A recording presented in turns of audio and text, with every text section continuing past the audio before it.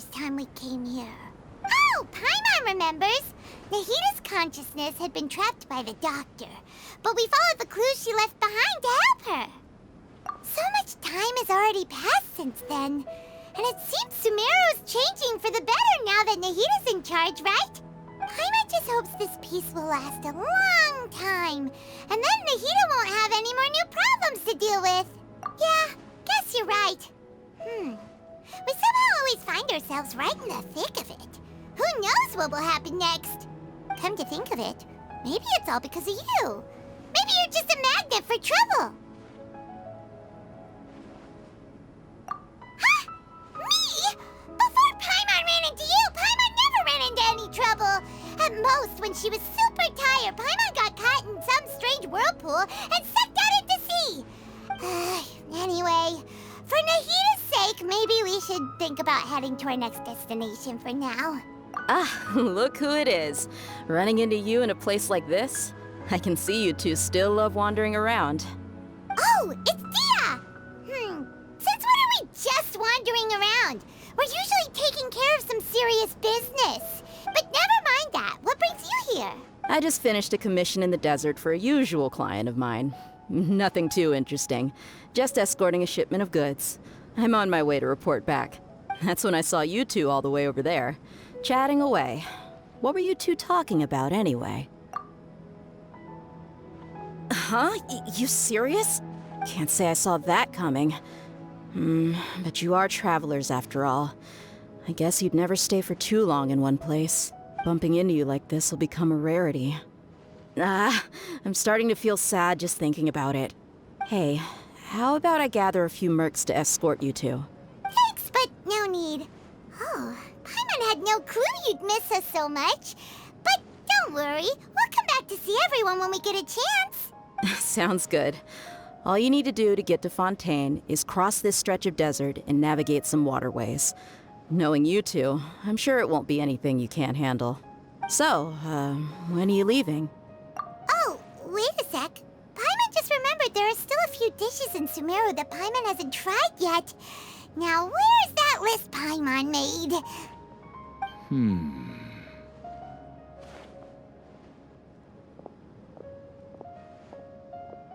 I see. Guess you won't be needing a going-away party or anything. It's sad enough to see you go like this. Though, now that I think about it, Sumeru wouldn't be what it is today without you. Seems true heroes always prefer leaving quietly. By the way, should we go say bye to Nahita? Oh, good point. Then there's no need to bother her in the real world. Then, I guess this is goodbye for now, Traveler in Paimon. Whether as a client or a friend, you're always welcome to come find me. Goodbye, Dia. Bye-bye, Sumeru.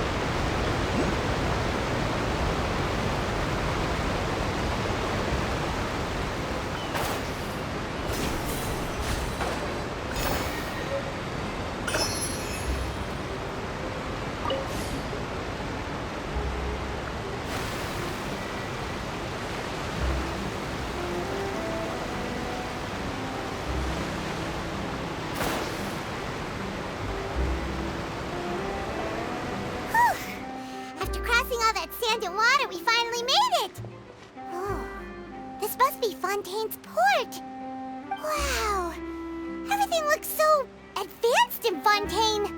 Paimon's heard that the industry here is extremely developed, and there are all kinds of unusual machines. Just seeing the sights as a tourist is nice, but maybe it would be better if we found something to do. What do you think? Good idea!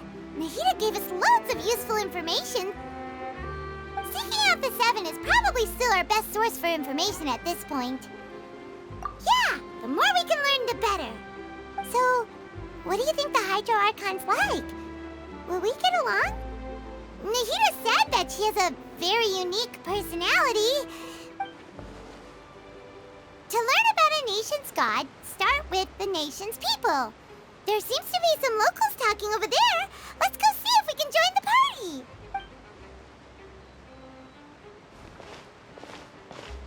party. If you ask me, it's a tragedy how things ended for him. Clearly, he was a pretty decent person. Yeah, I didn't expect that kind of ending for him. I thought he would at least fight on a little longer for his family. I was expecting a sudden plot twist, but it's a pity that it never happened. Still, his story is quite the tearjerker.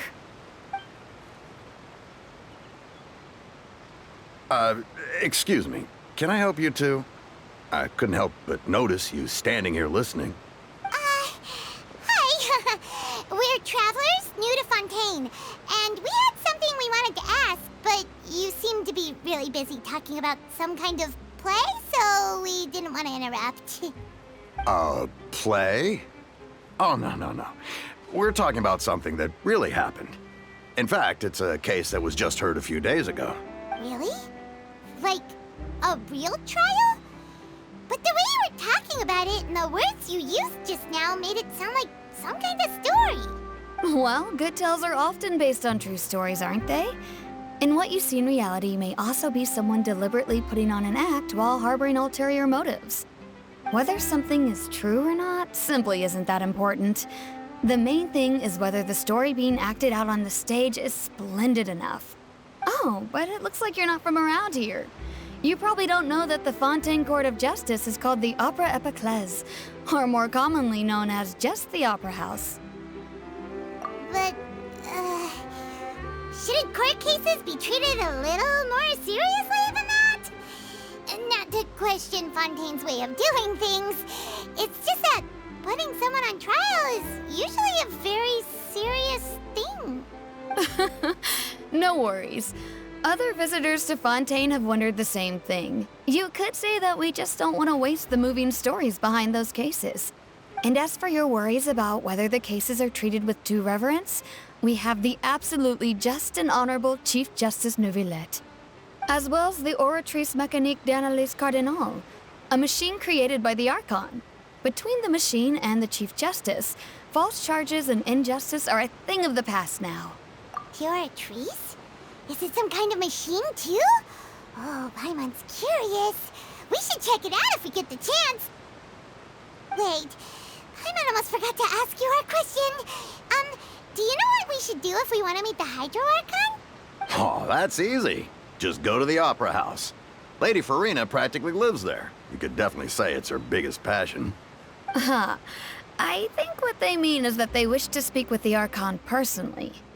In that case, I'm afraid it's going to be a tad more difficult. You'll have to make an appointment well in advance, and it'll depend on whether or not she has any time slots available. Huh. Is the Hydro Archon super busy taking care of official stuff? Wait, didn't you say that she's always at the Opera House? No. Lady Farina seldom takes an interest with the nation's affairs. The reason it's difficult to make an appointment is simply because she's incredibly popular. That's right. After all, she is the Archon. Though she may tend to get a little dramatic from time to time, people can't get enough of her. Huh. First time Paimon's ever heard of an Archon being described that way before. Wait! Paimon gets now! The Hydro Archon is kinda like a big celebrity here, right? Yeah, I suppose you could say that. Perhaps you could even say our mascot. Hang on. This is still Fontaine's Archon you're talking about. You should show some more respect. Yes, you're right. I guess I should at least try to be a little more respectful in front of visitors. Otherwise, I might get arrested and find myself face to face with Monsieur Neuvillette. Come on. Sure, there's a lot of laws here, but nobody's going to be arrested for saying something disrespectful about the Hydro Archon. Alright, I think we get it. Thank you! At least we now know that we can find the Hydro Archon at the Opera House. But who knows how long making an appointment will take? Guess we could have a look around the city in the meantime. Hey! What are you looking over there for? Huh. Maybe something's the matter. She isn't going to jump into the water, is she?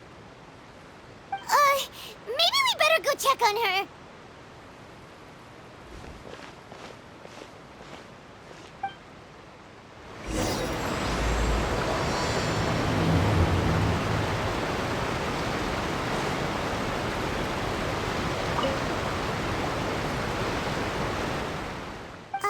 Hello there.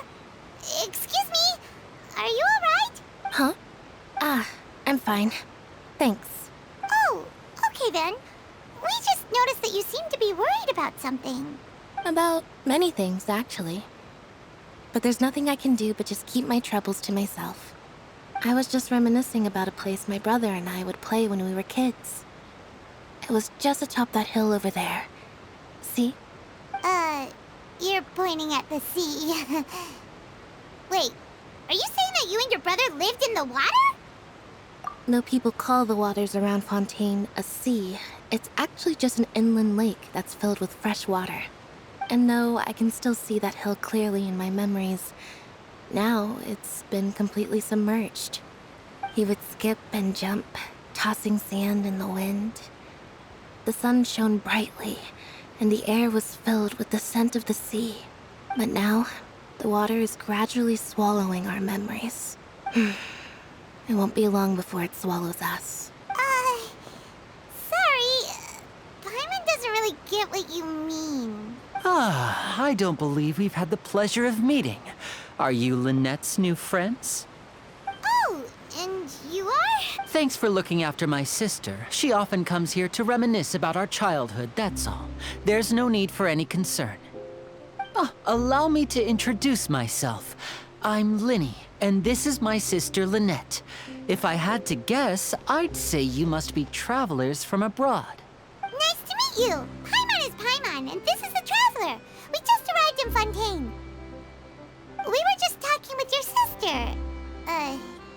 Even though we didn't really get what she was saying. I see. It's unusual for Lynette to be so willing to talk with anyone. In fact, she seldom speaks at all. I'm usually the only one she ever talks to. Oh, really? Then you two are just like us. Paimon's always the one talking for some reason.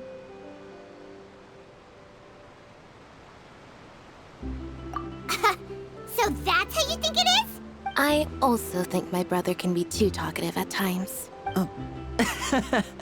Seems you were right, Paimon. So, what did Lynette mean just now when she said that the water is engulfing your memories, and that it won't be long before it engulfs you too? Oh, that. It's from a prophecy that's been circulating in Fontaine for some time now. Well, I suppose prophecy isn't exactly the right word, because that implies a certain amount of uncertainty. There's no doubt about what's happening in Fontaine now. Where to begin?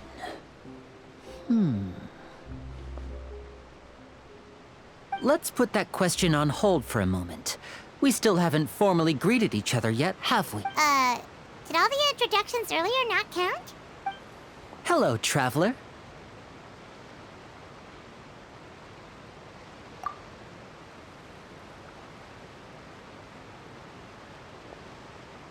And hello, Paimon. Hey! Why didn't Paimon get a handshake? You're not poking fun at Paimon, are you? Please, don't take offense. Just consider it a sort of etiquette we have here in Fontaine when making new friends. You should remember it. It might prove useful. Oh, all Right then.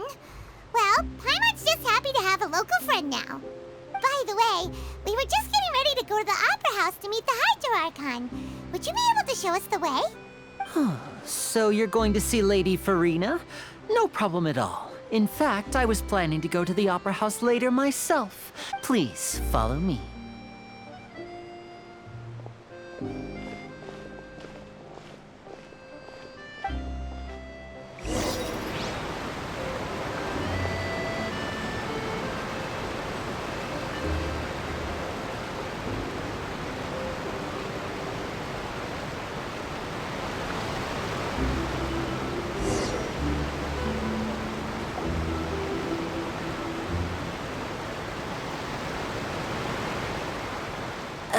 You said you were going to see Lady Farina? Well, it seems Lady Farina has come to see you.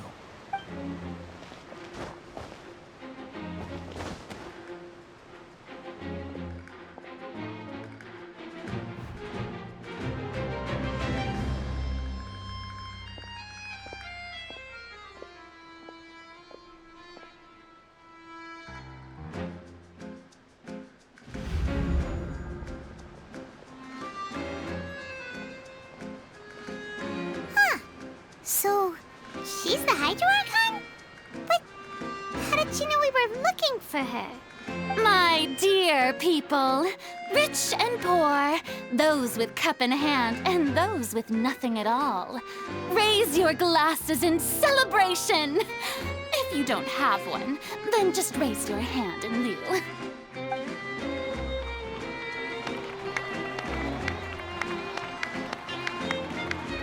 As you can all see, two unfamiliar travelers have arrived in our nation. Come, let us make a toast in honor of this traveler and his companion who have journeyed here from distant lands.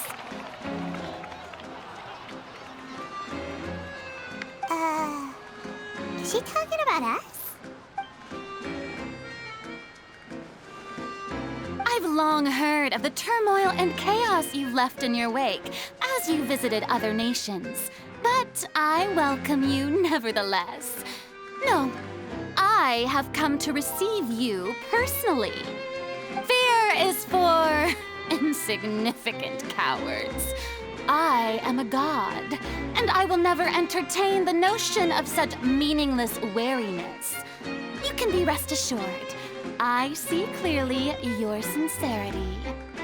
Of course, seeking an audience with me is the most sensible thing to do.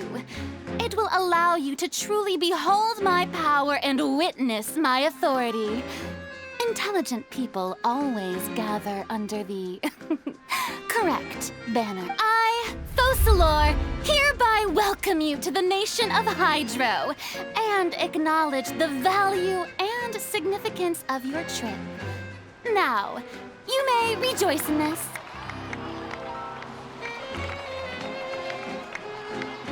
Yeah, Paimon still can't believe it.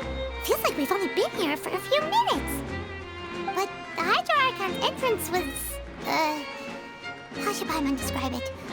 A little over the top? Miss Hydro Archon? How did you know we were coming? I see. As Outlanders, you inevitably lack even some of the most basic understanding. Don't forget that even the gods can be divided into the mediocre and the excellent. I suppose it's only natural for you to be awestruck by my abilities. You had best stop and consider.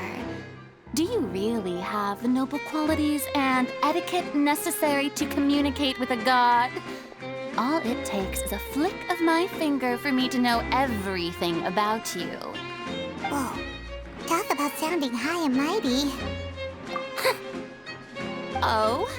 What's with these looks?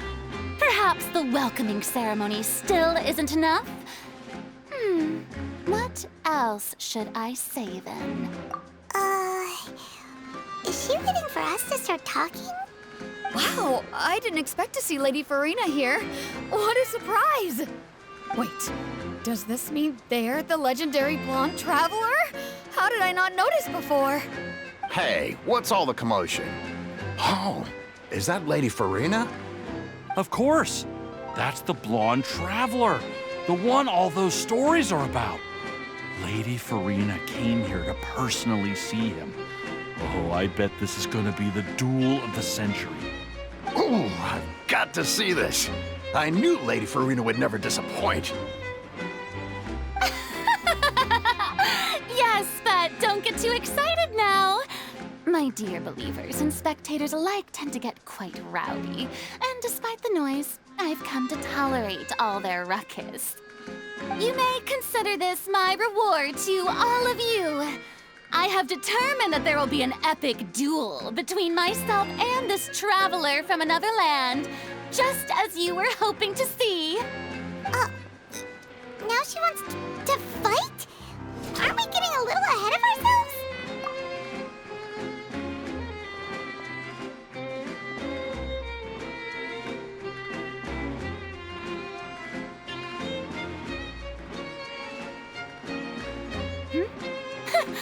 Are you not afraid?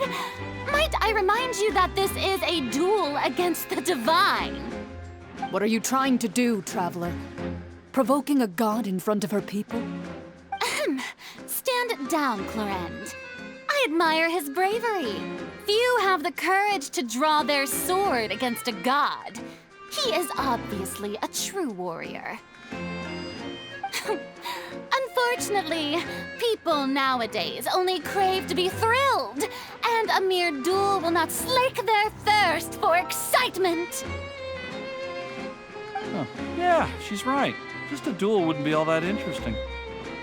On Araneus, criminals are always requesting duels to defend their honor. I'm getting a bit old, to tell the truth. You see. Then, as the god of justice, I shall face this traveler in another kind of duel. A duel in court! Whoa, all right! Now that'll be worth seeing! Right. This is Fontaine, after all. Such a grand opera house, it would be a pity not to use it. Why do you care so much about the crowd's reactions?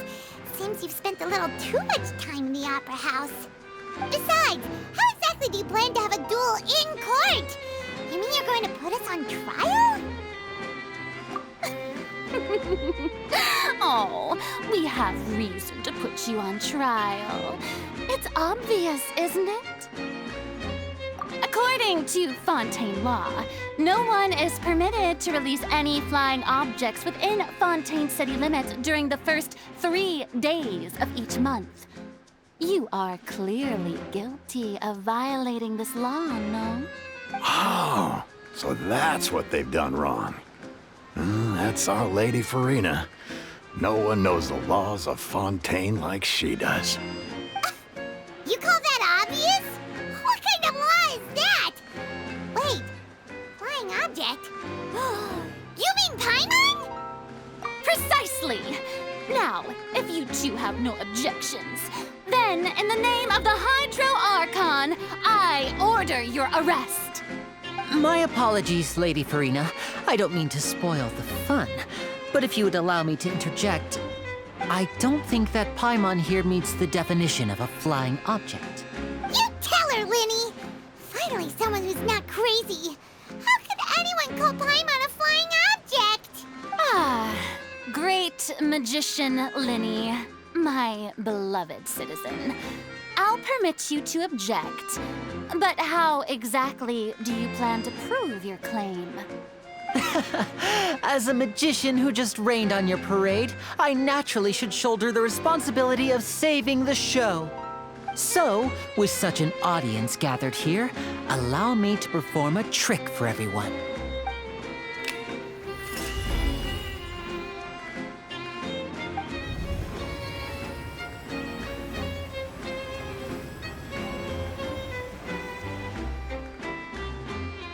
Ta-da!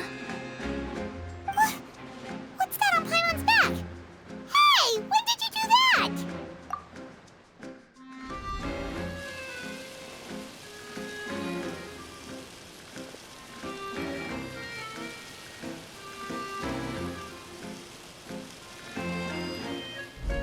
There. As you can all clearly see, Paimon should be classified as, well, something like a balloon. This rope has been in the traveler's hand all along. It was just that no one could see it before. Huh? You call that magic? You've got to be joking. I thought it was pretty good. Huh. I'm not sure what to think. It seems Lady Farina's charges no longer hold water.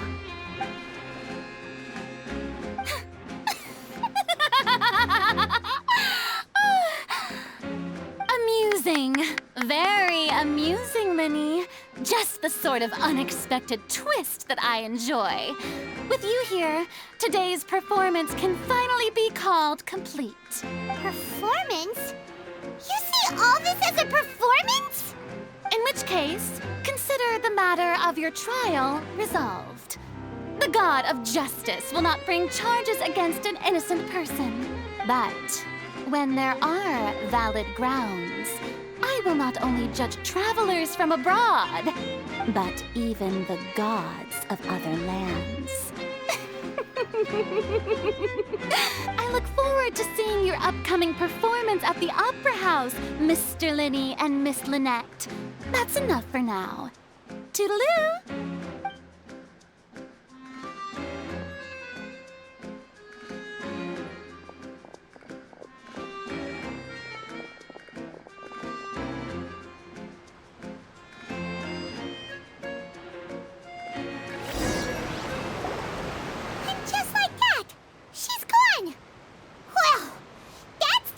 Unpredictable Archon Paimon's ever seen. He never even had a chance to ask her anything.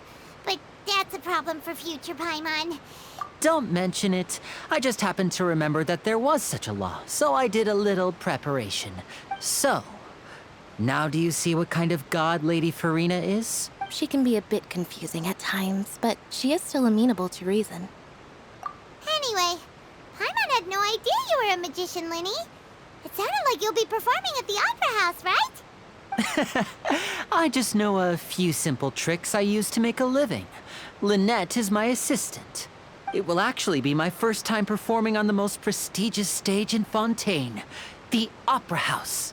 But isn't the Opera House where criminal trials are held in Fontaine? When there are no public trials being held, the Opera House hosts a variety of other performances. To the people of Fontaine, the line between a trial and a performance can be a little blurred. And speaking of performances, I would be remiss to forego this opportunity gifted by fate. Might I invite the two of you to see my performance? My brother's always excited to make new friends. Oh, sure. We don't really have anything to do now, and we wanted to go to the Opera House anyway. Splendid. In that case, why don't we go together? I'll show you the way. I just have something to take care of first. Oh, you really mean it? Then I'll take you up on your offer. This is a magical item known as a magic pocket. Perhaps you can help me distribute them to the people here. Huh? What are they going to use it for? About that... You asked me before about the prophecy, right? Let me start by telling you a little more about what it entails. I'm not sure exactly when it began, but a prophecy has been circulating around Fontaine. It says that every person in Fontaine is born with sin. No matter how the nation of justice holds trial after trial, this sin cannot be absolved. Until one day, the water levels in Fontaine will rise, and the sinful people will slowly be drowned. In the end, the people will all be dissolved into the waters, and only the Hydro Archon will remain, weeping on her throne. Only then will the sins of the people of Fontaine be washed away. That sounds pretty gloomy. Why are people in Fontaine born with sin? What is that supposed to mean? There are lots of guesses. Some say that the ancestors of Fontaine stole the power of the seas and stirred its wrath. Others say that the people of Fontaine never heeded the first Hydro Archon's warnings and offended Celestia. But here in Fontaine, evidence is what matters. There hasn't been concrete evidence for any of these claims, so they can only be regarded as conjecture. If even the people in Fontaine don't know what sin they committed, wouldn't it be better just to ignore the prophecy completely? Why bother feeling guilty all the time? That's exactly what the people did at first. But in the last few years, the water levels in Fontaine have actually started rising. Many places have already been completely submerged. Many people carry on with their lives as before and shrug it off as a natural phenomenon. But my family and I think that the people of Fontaine shouldn't ignore the possibility, which would end up sentencing them to death. We hope that at least the people who reside near the waterfront can move away before it's too late. So, we've started distributing magic pockets to them. As a magical item, these magic pockets have astonishing capacity. Oh, Paimon gets it! It's like preparing for a rainy day! Perhaps only absolute power could ever contend with such a catastrophe. But who knows? We're just tiny specks in the grand scheme of things. Now, if you'd like to help, then please give these magic pockets to anyone nearby. Be sure to convince them to take it, regardless of what they say.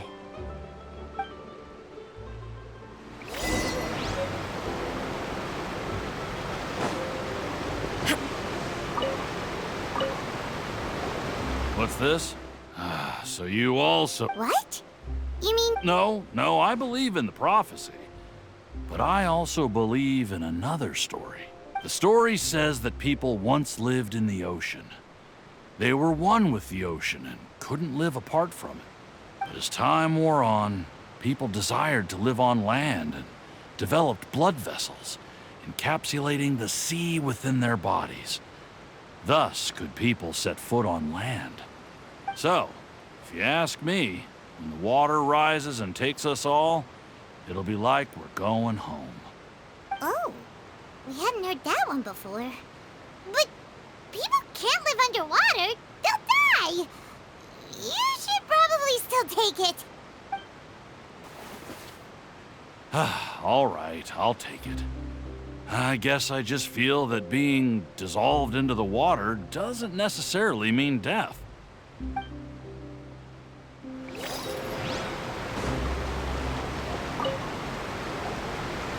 So you're the blonde traveler that everyone's been talking about. My apologies for not recognizing you earlier. Oh, a magic pocket? Seems you really thought of everything. I guess it's better to prepare for the worst and hope for the best. Thanks. Please, also thank the magician on my behalf when you get the chance.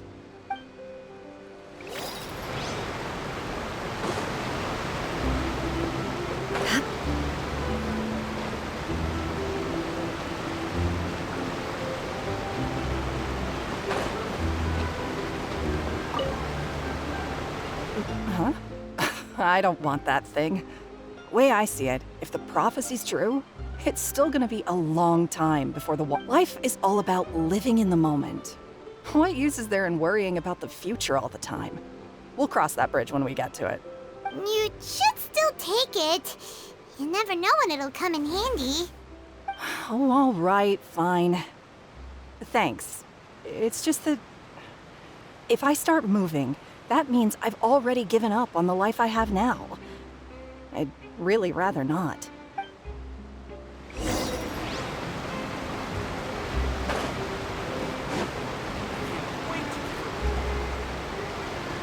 Oh? You already handed out all of the magic pockets? That was fast. So, what did people have to say? Yes, but that will change once disaster strikes. I know they'll change their minds, so it's only right to help them prepare.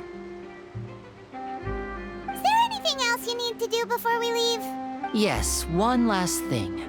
I have the magic pockets made by a workshop in the court of Fontaine.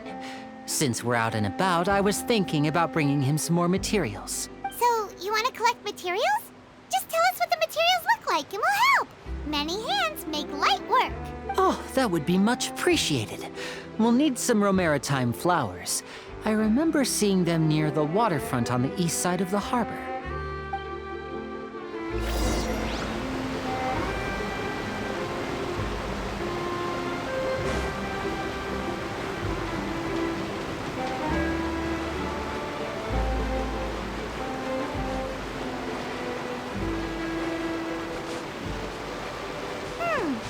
It seems we have to use hydro to collect for maritime flowers.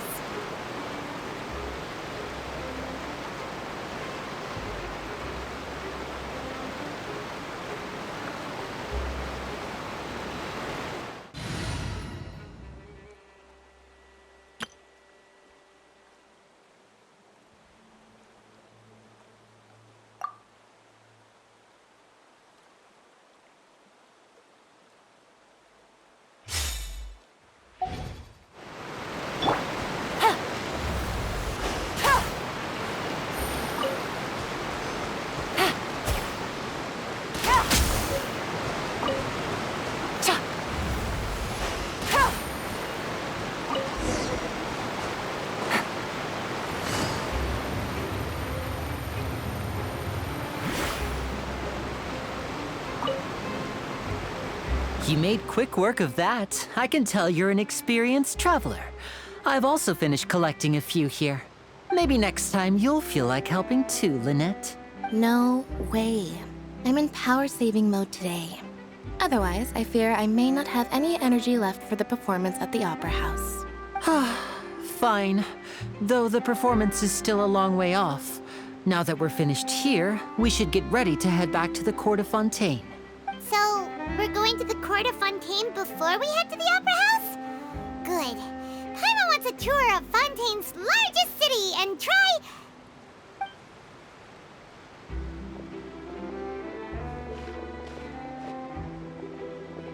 Wait, shh. Have you noticed that person over there? The young girl. Huh? What's wrong with her? Paimon didn't notice anything. She's obviously a thief. Magicians and thieves practice similar methods. We divert attention, and a distracted audience is one that won't discover what you're really doing. Watch her movements carefully.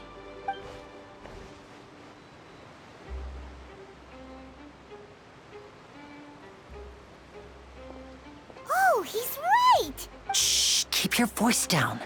We need to think of a way to catch her, but it seems she's very alert. Perhaps we should split up. You two can ride the lift over there and wait up top. I bet that'll be her escape route if she tries to run. All right, let's go.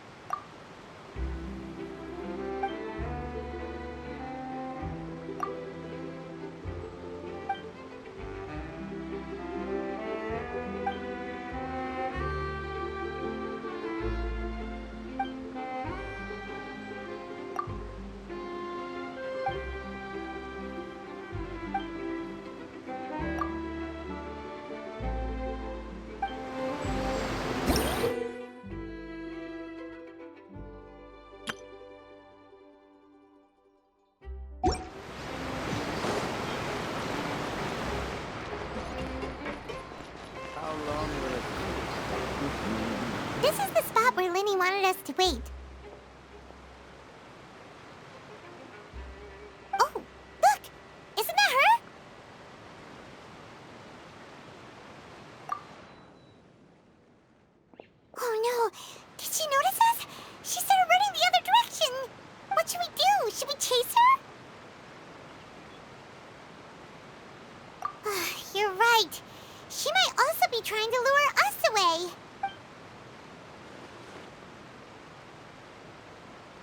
Nothing's happened for a while now. Paimon wonders if Lenny caught the thief. Yeah, let's go.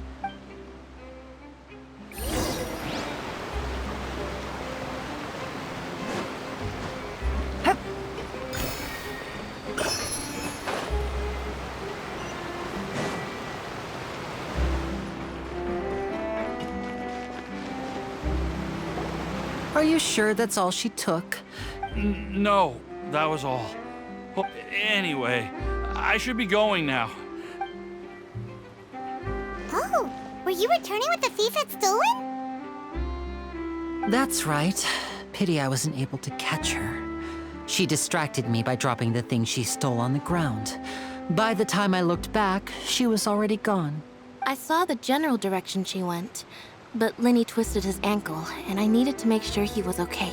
Oh, did you get hurt, Lenny? I'll be all right. It's just a twisted ankle, that's all. In fact, it's feeling better already. If you want to play at being a hero, at least try not to get hurt doing it. Imagine what would happen if you managed to derail our performance as a result. You're right, you're right. Sorry, Lynette. I have to admit that the thief was even more skilled than I had anticipated. But at least we were able to get the stolen items back, so it wasn't a complete failure. What a slippery little thief. Guess things turned out all right in the end, though. Lenny's initiative paid off. All right, let's put this little detour behind us. We should go to the Court of Fontaine now.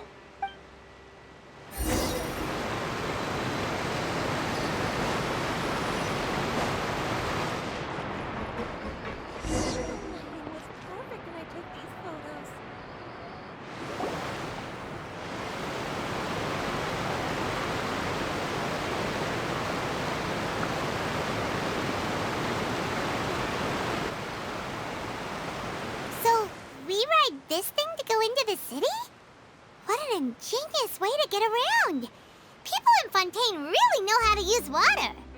This is an aquabus. It allows people to travel between several key locations around Fontaine.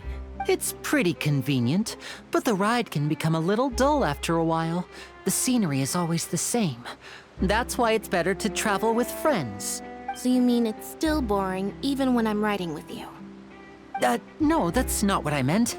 It's just that, well, you don't really talk that much. Besides, it doesn't really feel like a real trip when it's just the two of us. It's the same as being at home. Whatever.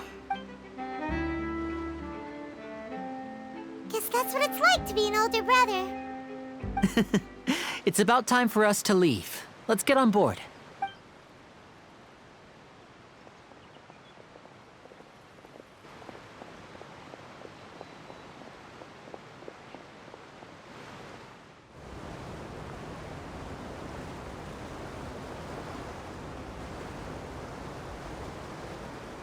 Oh, excuse me! Aren't you the great magician Lenny? And his assistant Lynette? Hello. I don't believe we've...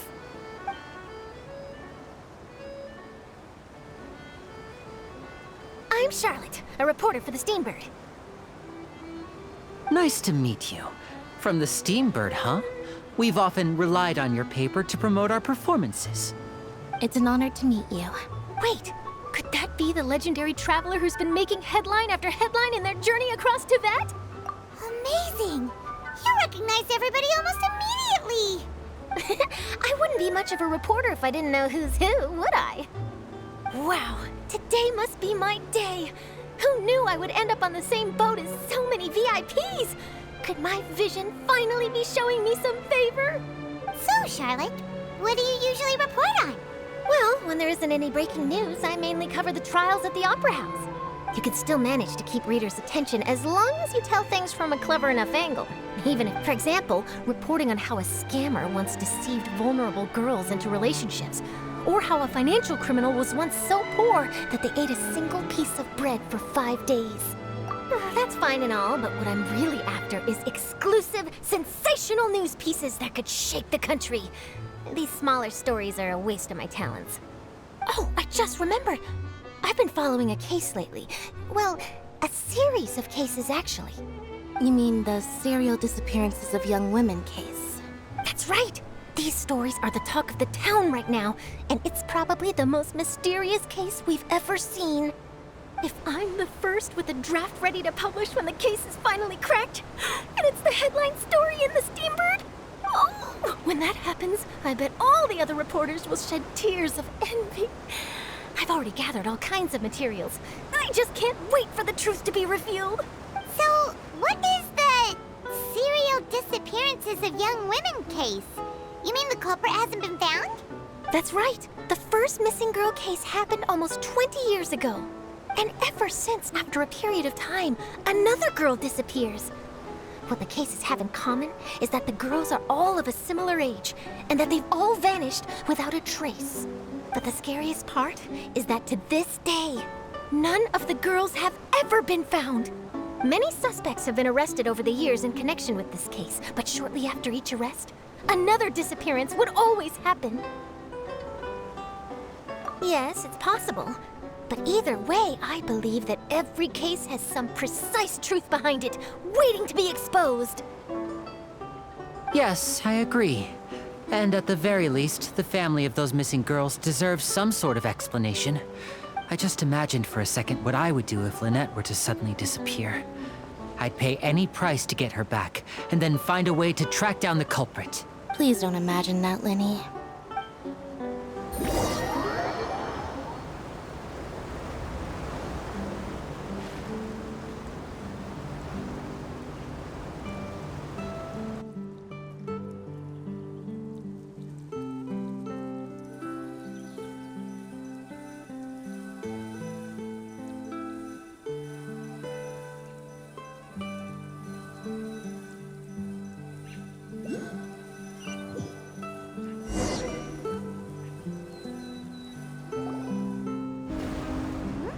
Hey, we're almost there! Look!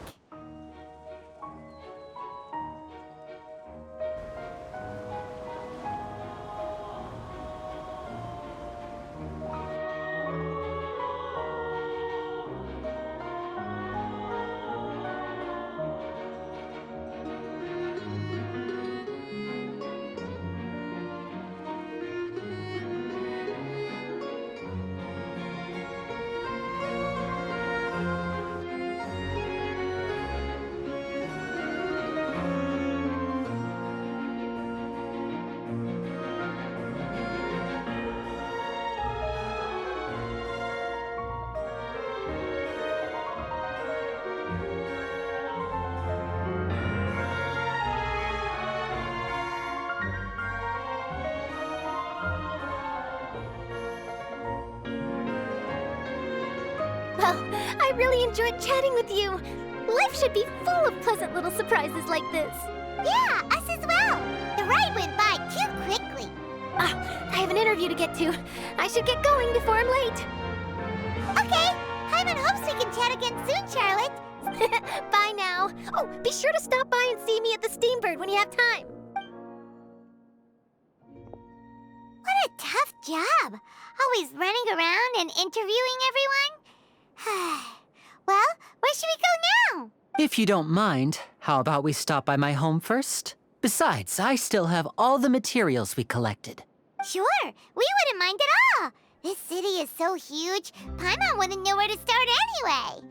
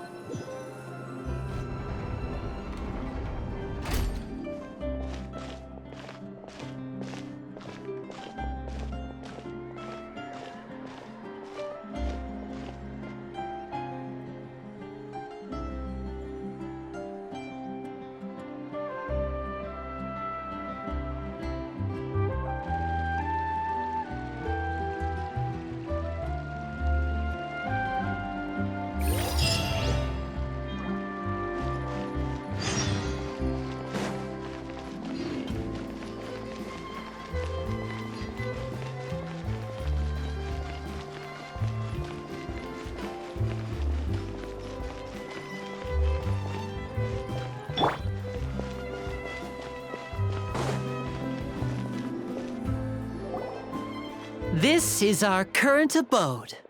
Ah, Fremine, you're home. where did everyone else go? I have some new friends that I would like to introduce. Oh, they all just went out a moment ago. I see. Everyone is getting busier now that Father will be returning soon. I suppose that can't be helped. Allow me to introduce you to my little brother, Fremine. He is a phenomenal diver. Hello. Nice to meet you. Paimon is Paimon, and this is the Traveler. Oh, you sound very proud to have a diver as a brother, Linny. Linny, could you come here for a moment? What is it, Fremine? Do you have something to tell me?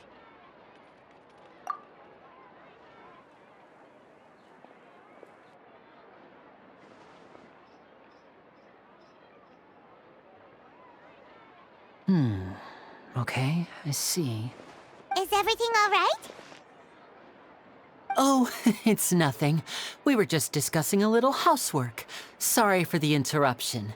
Oh, before I forget, the Traveler and I collected more materials to make magic pockets. Were you able to get any, Fremine? Yes, I went diving and gathered lots of materials. I was about to give them to you. That's our Fremine, always quick with the underwater work. All right, I'll take these to the workshop.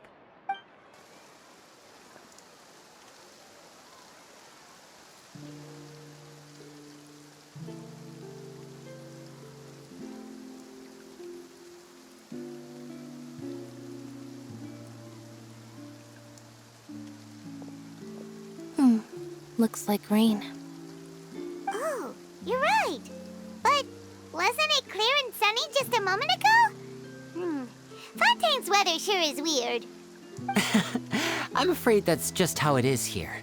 It often rains on days where there are trials being held in the Opera House, but don't worry, it'll clear up soon enough.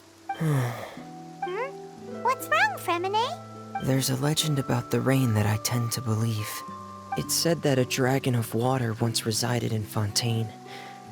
Though we don't know where the dragon went, every time it weeps, the skies will cloud up and pour out rain. When I was a child, my mother told me that if I wanted to go outside and play, I should yell toward the sky at the top of my lungs. Hydro Dragon! Hydro Dragon! Don't cry! If it's an elemental dragon, then having the power to make it rain wouldn't be very unusual. Let Paimon try something. Hydro Dragon, don't cry!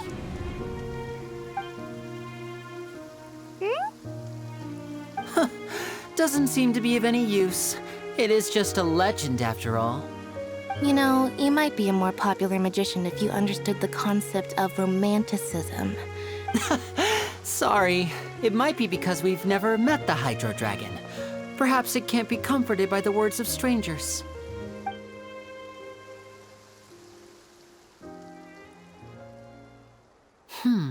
It rained for longer than I suspected.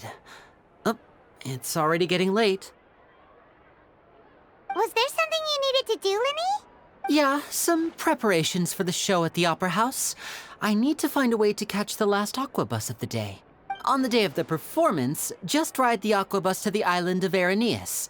I'll have Lynette meet you at the fountain in front of the Opera House. Oh, are you leaving now? What is it, Fremine? I'm in a hurry. Oh, I get it. You feel nervous delivering the materials for the magic pockets, is that it? Perhaps we could trouble the Traveler to help us take these materials to the Beaumont workshop and deliver them to the owner there? I'm afraid that Fremine can be quite introverted, and the boss there tends to be pretty talkative. Fremine has always been a little afraid of her. No trouble at all. Don't worry, we're on the case. Sorry for the inconvenience. I'm quite useless when it comes to such tasks. Oh, no need. This will be a walk in the park for us.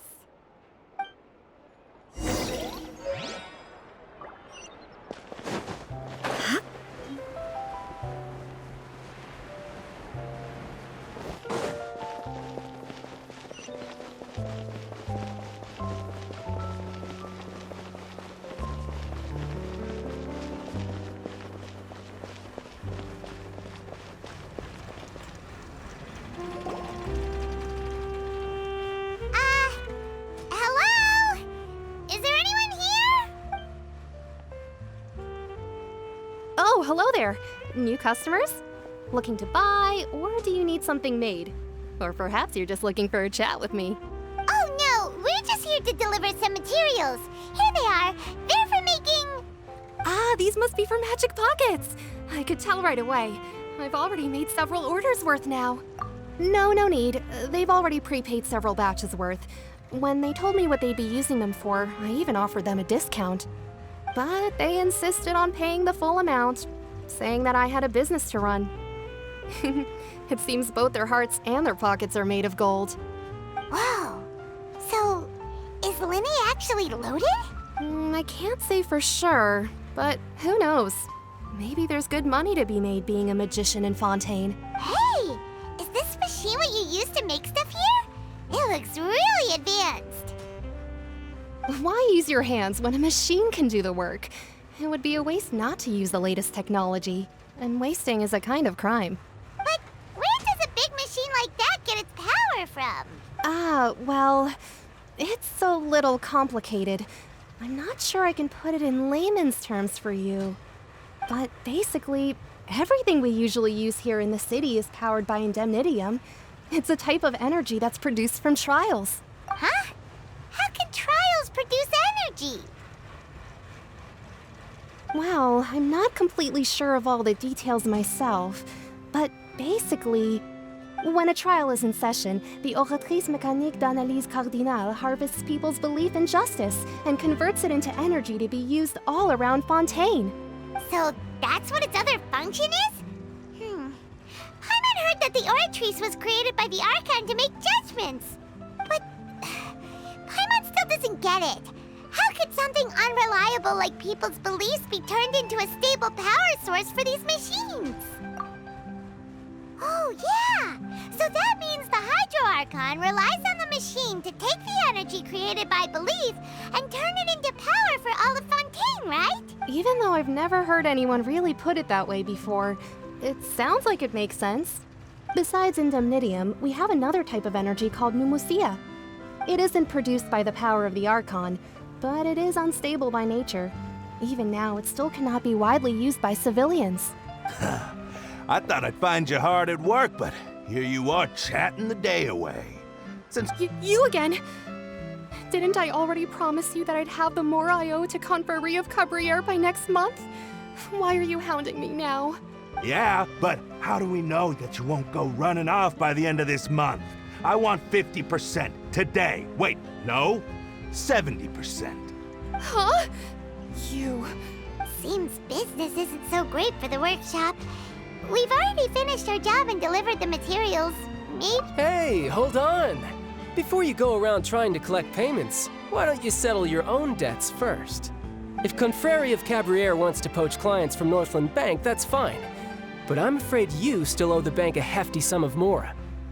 So why don't we work things out between us first, before you get back to your little conversation here?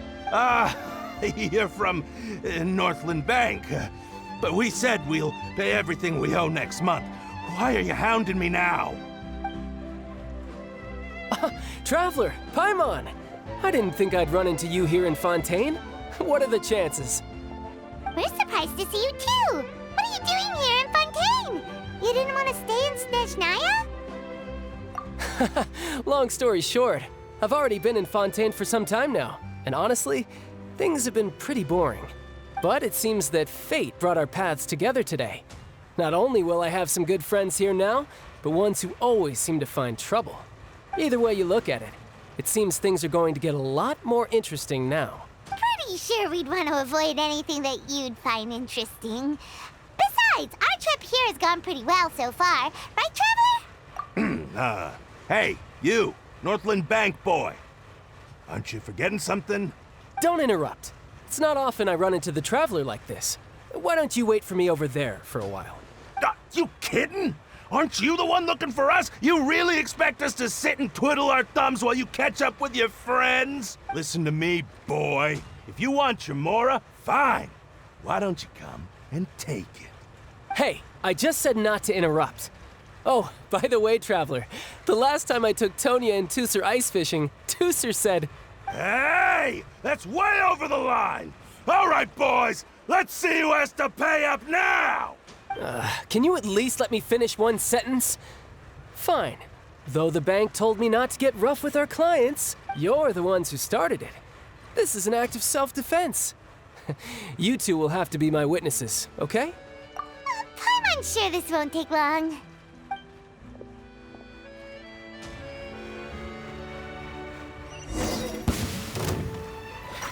Tidal wave. Ta. Yeah. Brace yourself. This is gonna hurt. Ha. Ta. Ta. Yeah. Yeah. Oh, what's your deal, Brad? How are you so strong if you're just a staffer from Snezhnaya's Northland Bank? Wait, don't tell me you're... Oh, now you notice. It's a little late, don't you think? Just make sure you understand that you don't mess with Northland Bank.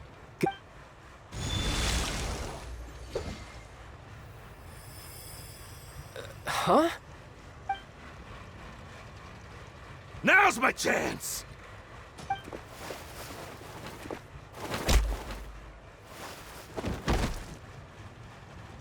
Huh. That was weird.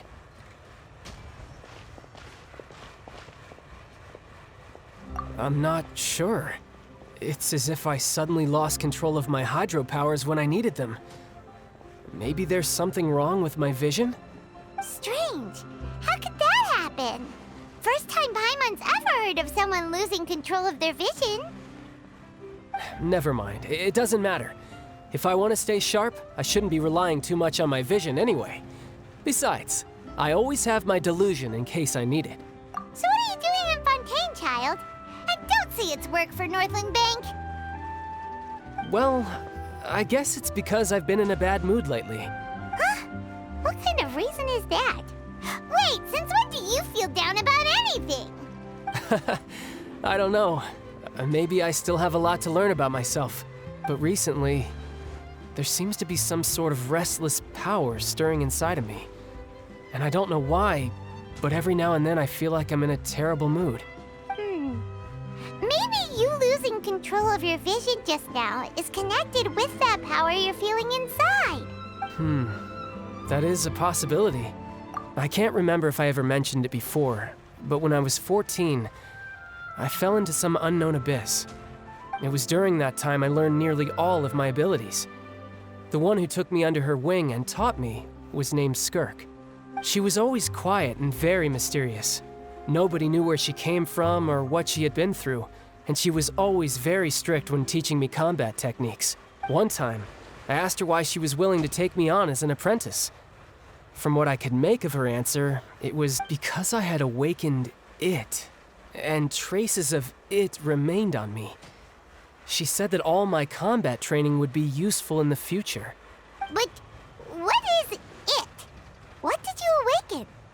She never explained that. But my guess is that it's related to a dream I saw when I had just fallen into that abyss. In my dream, I was in the deepest depths of the sea, and the boundless seabed was all around me. A whale?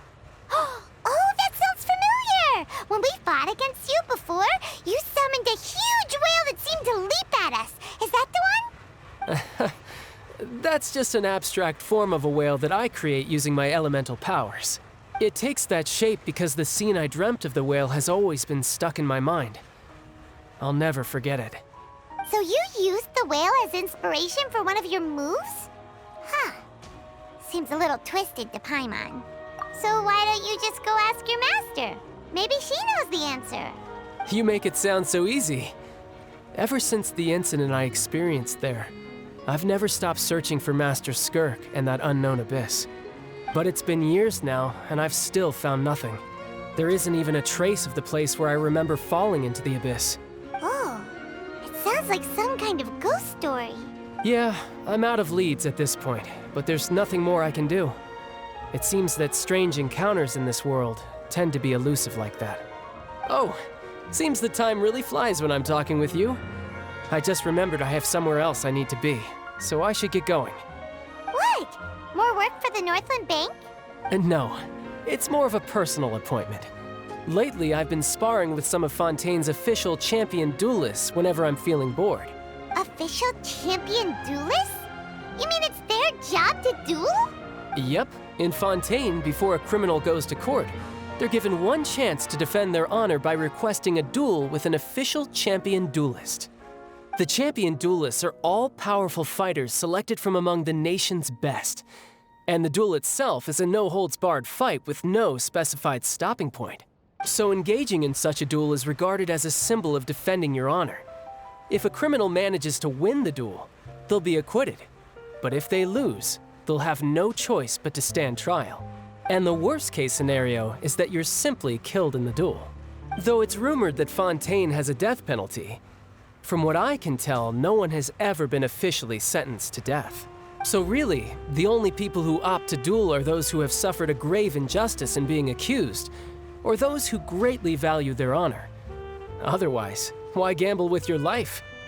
So, do many people actually get out of their trials by winning the duel?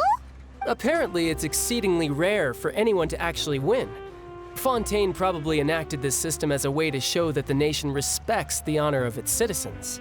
Besides, none of the champion duelists are to be trifled with, which is exactly why I was itching to face them as soon as I got to Fontaine. Apparently, the one I'm meeting today, Clorinde, is the strongest of the champion duelists. I had been asking her for some time before she finally agreed to face me today. Well, that's child for ya. Paimon feels like we heard that name somewhere before. Oh, before I forget, I want you to have this. Huh?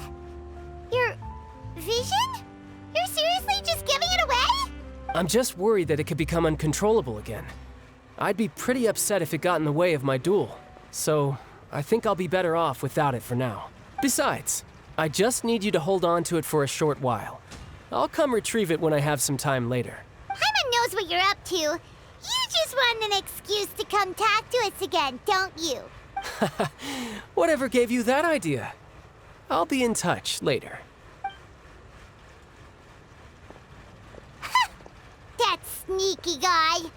He said he's been feeling down lately, but he seemed the same as ever to Paimon. Well, seems we don't have much to do for now. We might as well walk around and see the city before Lenny's performance.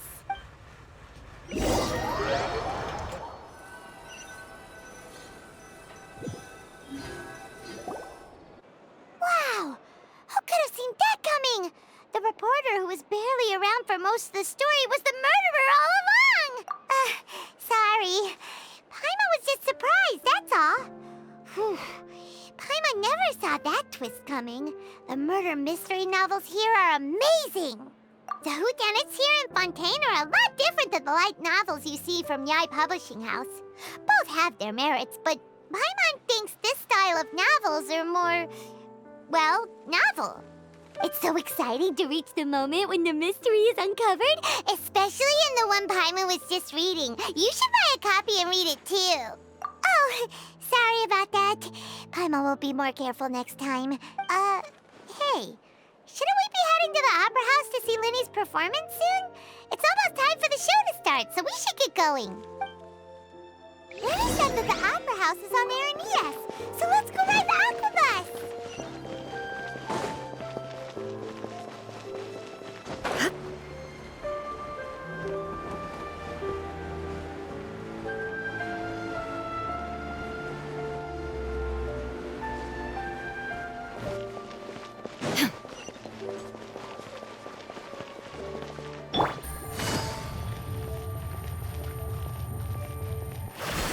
Take it easy.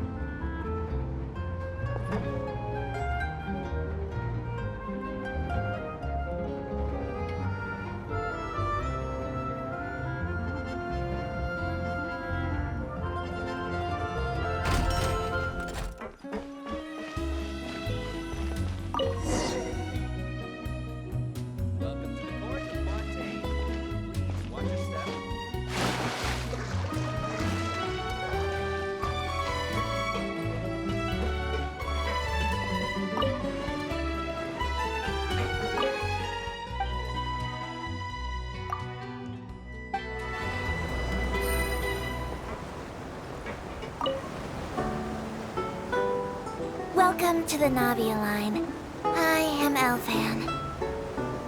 The boat will be departing imminently. Please do not stick your head, hands, or other body parts outside the boat. The Aquabus operator is not responsible for any accidents or injuries resulting from doing so.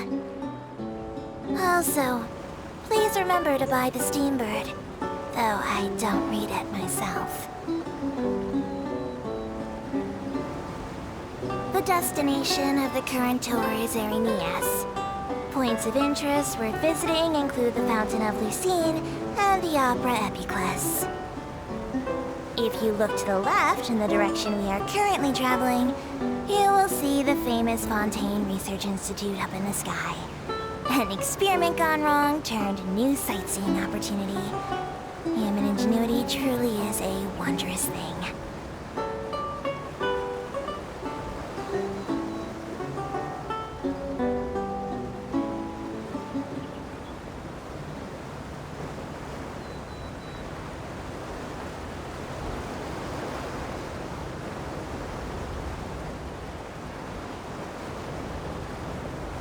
We are now approaching our final destination. Please be sure to bring all your personal belongings with you as you disembark. Even though I will take any forgotten items to Lost and Found, the paperwork is rather annoying, as Melusine hands are not suitable for grasping pens. Please be careful when disembarking. It has been my honor to be your tour guide this trip. Thank you.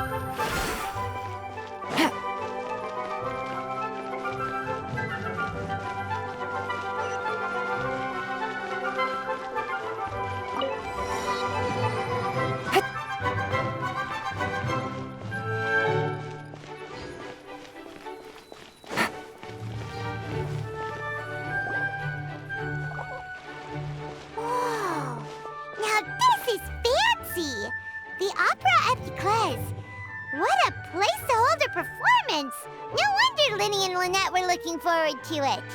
Huh. Looks like there's a lot of people standing around the fountain up ahead. Oh, Archon, please bless us with a bright and healthy child. We pray. I don't know why you always feel the need to ask so much. I'll be happy as long as our child is healthy and lives a peaceful life. I guess if they're our kid, then there's no doubt they'll turn out smart.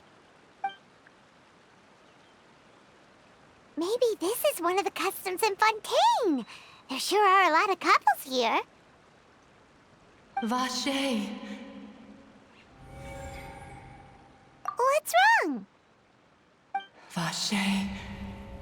Vache. No, Paimon didn't say anything. Welcome to the Fountain of Lucine. All the water flowing through Fontaine converges here. It's customary for newlyweds to come here and wish for children. Lynette! You scared Paimon! Why When did you get here? Lenny asked me to wait here for you, remember? Right. What do you mean? There are a lot of people here right now. Hey, you're not trying to scare Paimon, are you? Besides, it's the middle of the day. I see. I might be able to tell you something that could help explain the voice you heard. In fact, you might not be imagining things at all. I suspect that what you heard is a result of your hypersensitivity to the hydro element. Others in my family have had similar experiences. It's because of his sensitivity to the hydro element? But what would hearing a voice have to do with elemental power? When do you cry, Paimon? Wait, what? What does that have to do with anything? Just answer me. When Paimon's really sad? Oh, and when Paimon's super happy. Oh, and also when Paimon's really, really scared. Then you should understand that tears contain your most intense emotions. Like I just mentioned, the Fountain of Lucine is where all the flowing water in Fontaine converges. Even the tears that fall to the ground will eventually gather here. So maybe what you heard was the intense emotion coming from someone's tears. So, what did the voice say? If you were hearing their emotions, then Paimon wonders what happened to them. Rather than worrying about them, we should worry about my brother first. Don't let that calm look of his fool you. He tends to get pretty nervous just before a performance. So chatting with Lenny might help him relax a little before he goes on stage. Oh, right. That makes sense. Let's go in and see Lenny.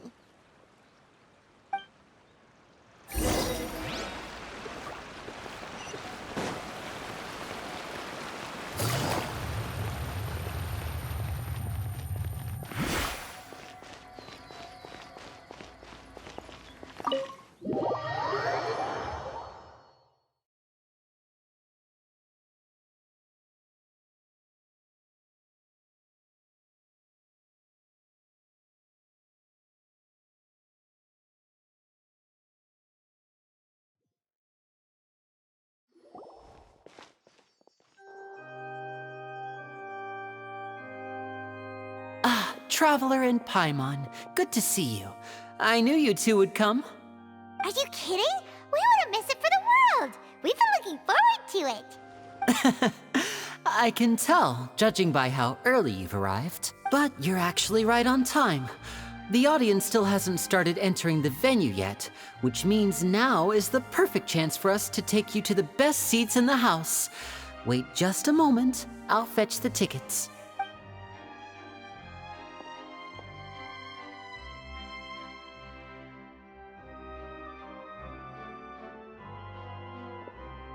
The Opera House has assigned seating, so you always have to make reservations. I've already reserved your seats, and here are your tickets. Ooh, front row seats! Thanks, Lenny! Don't mention it. There's no need to keep thanking me. Hey, Lenny! Could you come over here and take a look at this? Oh, I'll be right there. Seems there's an issue with the stage props over there. That's Cal, my assistant, calling me. I'll go lend him a hand. Yeah, we'll just go to our seats. You go ahead, Lenny.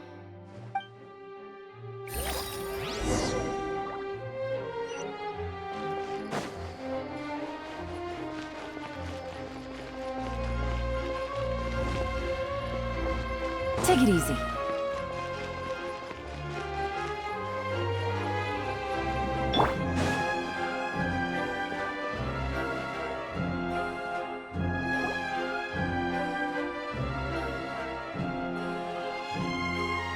Oh, these should be our seats. Come on, let's sit down.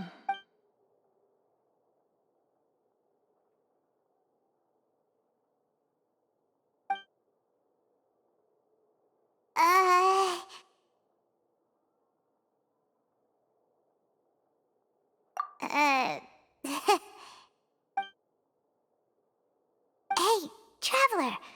Maybe we should strike up a conversation with the person next to us. Since we're sitting together and the rest of the place is practically empty still, it's kinda awkward if we don't say anything. Oh, you little Of course you put this on Paimon! Excuse me, I did not realize you felt awkward. I am terribly sorry. I would be perfectly happy to chat with you if that is what you would like. Oh! So you heard all of that, did ya? Boy, you sure have good ears. Paimon thought she was keeping her voice down. Wait, that's not it. Paimon's... Sorry. Paimon's the one who was being rude, talking under her breath like that. So, let's talk, but, what should we talk about? Oh, Paimon's got it. You're also here early and sitting in the front. Are you a friend of Linny's too? A friend, you say? Well, if Mr. Linney would like to be my friend, I would be more than happy to reciprocate. Oh, so you're not friends with Linny then? Oh, this is getting more awkward by the second. Paimon nearly forgot to make her introduction. Nice to meet you. Paimon is Paimon, and this is the Traveler. We just arrived in Fontaine. It is an honor to meet you two. I have heard of your deeds across Tevat. And as required by proper etiquette, I will also introduce myself. I am... Oh, Monsieur Nervillet. What an honor it is to have you here to see my show. Ah, Mr. Linney. I should say it is in fact an honor for me to see your performance in person. Wait, Nervillet? Could he be... I saw you all chatting just now, but it seems you still don't know who Monsieur Nervillet is. Allow me to introduce you to Fontaine's Chief Justice. That seat is always reserved for him. It wouldn't be too much to say that he's the symbol of justice and honesty here in Fontaine. Ooh, sorry for being so rude just now. Paimon had no idea you were such an important person. No offense taken. Being Chief Justice is merely what I do for work. Nearly every person has their usual reserved seat, so I'm not so special, really.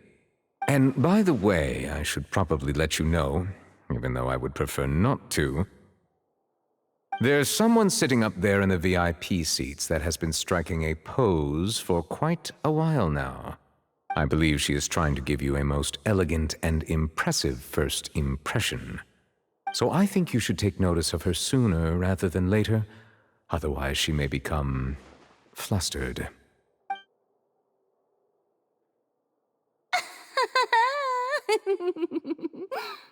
Huh? Oh, it's Farina, the Hydro Archon. Huh. She sure has a smug and satisfied look on her face. Guess she has no idea that you saw right through her act. Very good. That is for the best. No need to pay her any more attention. We may now enjoy the show. Huh? So is this what things are like between the Chief Justice and the Hydro Archon? All right, please wait just a moment longer. I've pretty much finished my preparations, and the performance will start as soon as the audience has made their way to their seats. Yay! The show's finally about to start! Paimon can hardly wait! Paimon's never seen a real live magic show before!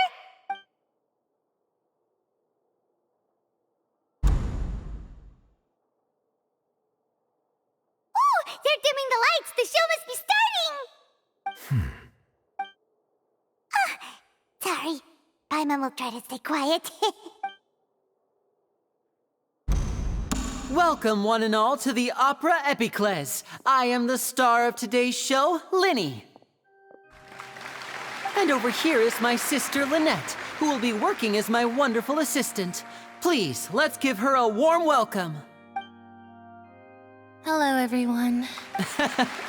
I know she may seem to be a little sleepy right now, but that's just a sign that she's nervous.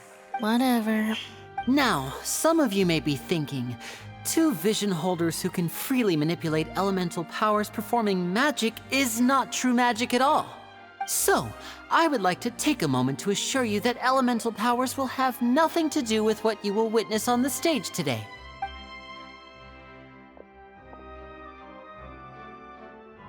Both Lynette and myself have removed our visions for the show.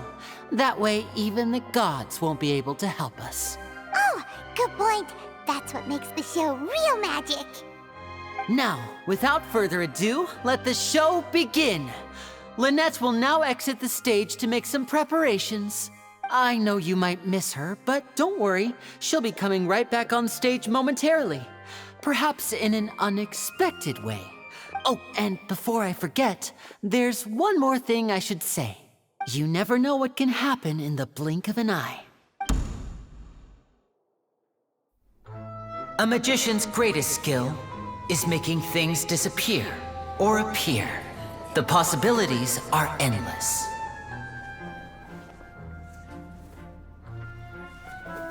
Huh?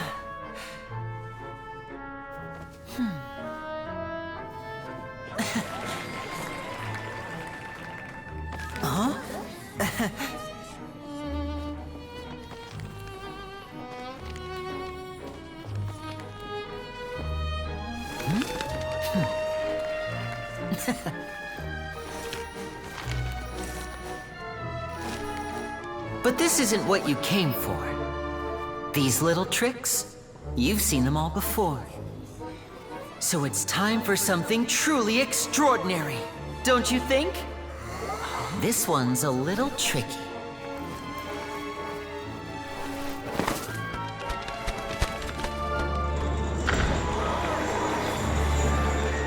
Using this water tank, I shall make my sister vanish completely, right before your very eyes.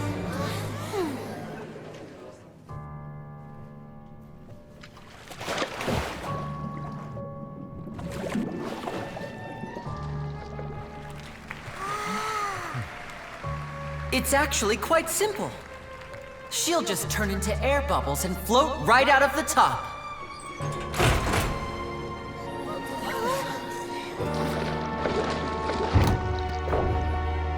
Oh no! I told them to check all the props carefully. With the lid on, even air can't escape. An amateur magician would be getting very nervous right around now. Luckily, it's me on stage, so let me show you what a true virtuoso can do.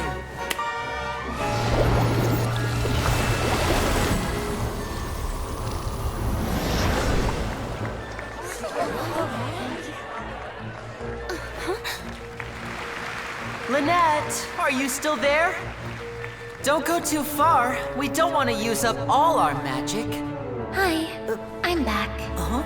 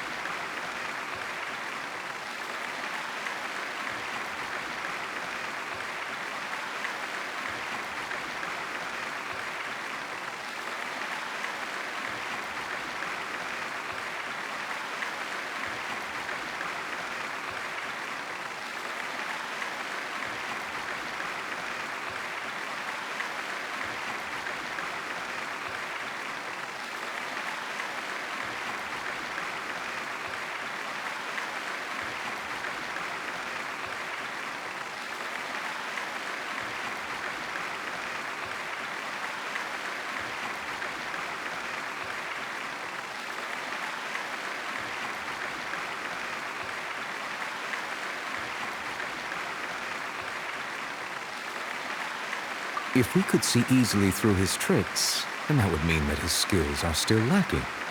To appreciate magic, you should focus on the show happening on stage, rather than getting caught up in trying to see that which has been intentionally hidden. Guess you're right. Paimon couldn't believe her eyes when Lynette reappeared. Amazing! Thank you everyone. I'm glad you enjoyed that performance. But our magical journey has only just begun. I've prepared even more astonishing surprises for everyone here. The magic of transformation and disappearance can go far beyond what you've just seen. I'm sure many of you are thinking that escaping the water tank was impressive enough. But Lynette is still my assistant after all. In which case, I have ample time to make all necessary preparations. So, for my next trick, I will require the participation of one lucky audience member. Please, if my assistants could bring out the magical boxes now. There are 2 boxes and only 2 boxes. One is here, and one is there in the aisle among the audience.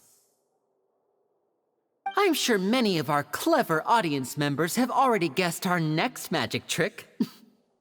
A swap! Our lucky audience member and I will each enter a magic box. After 1 minute, we will each emerge from the opposite box. Now please, everyone pay very close attention to the box you see here. Don't give me any chance to make a move. Wow! How's he gonna do this? Hey, do you think this is all magic tricks, or does Lenny have actual superpowers? The lucky audience member will be generated by this random number selector.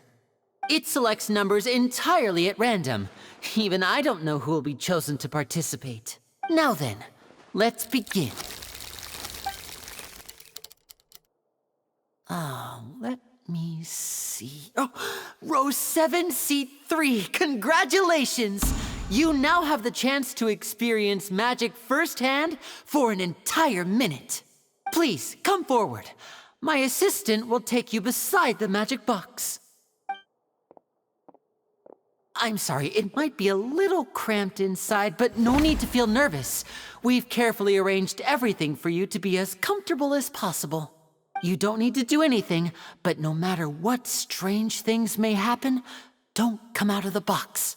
If the magic is interrupted, who knows where you might end up? You might even find yourself in the Fortress of Meropide. Oh, okay. All right. Before I enter the magic box, there is one more thing I need to ask the audience to do. Could you all give me a countdown? Like this. 60, 59, 58. Just keep counting down. You can go a little faster or slower if you like. I won't be able to see anything in the pitch black box, so I'll be relying on your voices to know when time is up. Oh, and no tricks now. If you quickly count from 60 in just 30 seconds, then I'll be in a tough spot. Ooh! Paimon kinda wants to count faster after hearing him say that! No, that won't do. I can see it in your eyes. You still can't be trusted. Come on, repeat after me. 60, 59, 58. 60, 59, 58! That's right, perfect. Keep it going. All right, I'll see you all on the other side once you've finished counting. 54, 53, 52? Why aren't you counting, Nervalette? I am counting in my head. I think things are exciting enough in here as it is.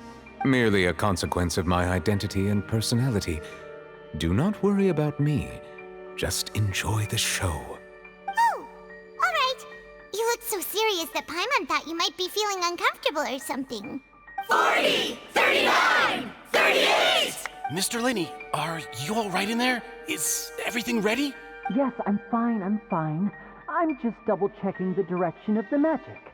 It would be a disaster if we get sent to the wrong places.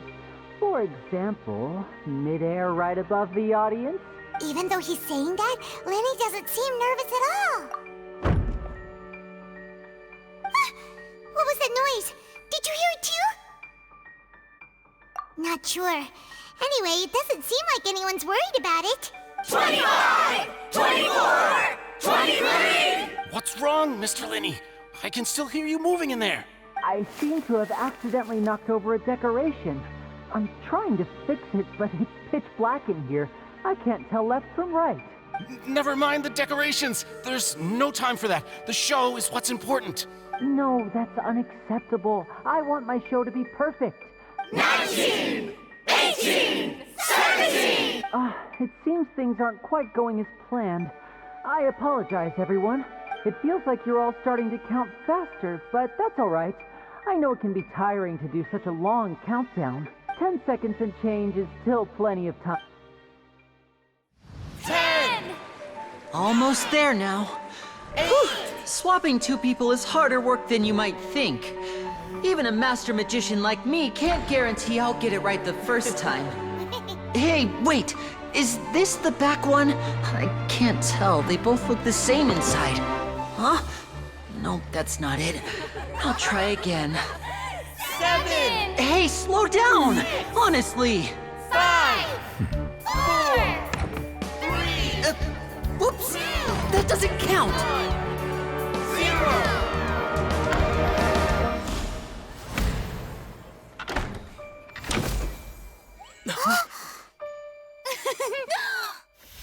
Ta-da!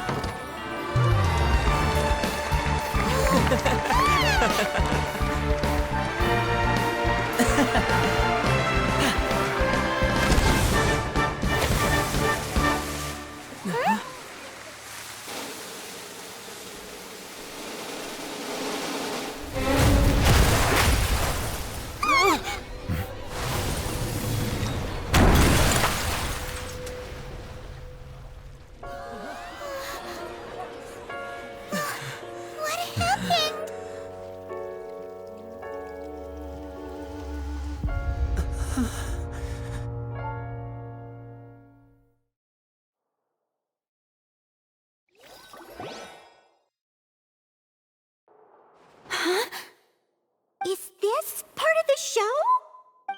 Mr. Lenny, you're going to use magic to fix the stage now, right? What happened? Oh no.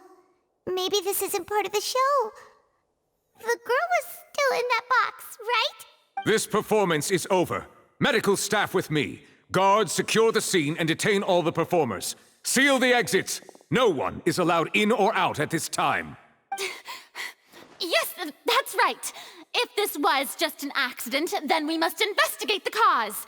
But if this was all part of some scheme, then those accountable will not escape the judgment of the God of Justice! No need to be alarmed, you two.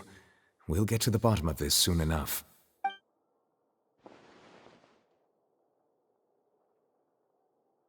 Unfortunately, the person who is in the magic box has been pronounced dead. His name was Cowell, one of the assistants in Linny's magic troupe. Apparently, the fireworks on stage ignited the ropes that were suspending the water tank, which then caused the tank to fall onto the stage. As of now, we are still not sure why we found Cowell in the box, rather than the guest from the audience. And after an initial search of the area, the guards have confirmed that the girl is nowhere to be found. It appears that this incident was not merely some mishap with the performance, and there are many indications that it is connected with the case of the serial disappearances of young women. The serial disappearances case? That's the case that Charlotte mentioned before! I know the truth. I can see through the whole thing. Really, using such a shallow and obvious mystery as his finale.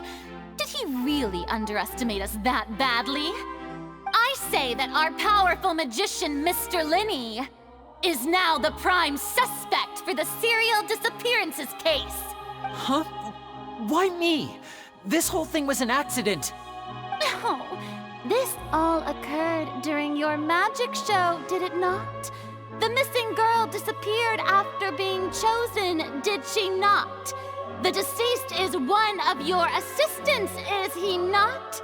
Now that I think about it, that whole speech about magicians making things disappear was nothing more than a provocation, a bald-faced challenge. That can't be right! How can Linny do this? He was in the box on the stage the entire time! We can even hear his he told us that he would like to catch the criminal behind the disappearances. He couldn't possibly mean catching himself. Save discussion for a later time, please. Lady Farina, may I assume that your comments just now constitute an accusation against Mr. Linney and his associates? Huh? I just think that he... Well, I think it might be a little early to talk about formally pressing charges.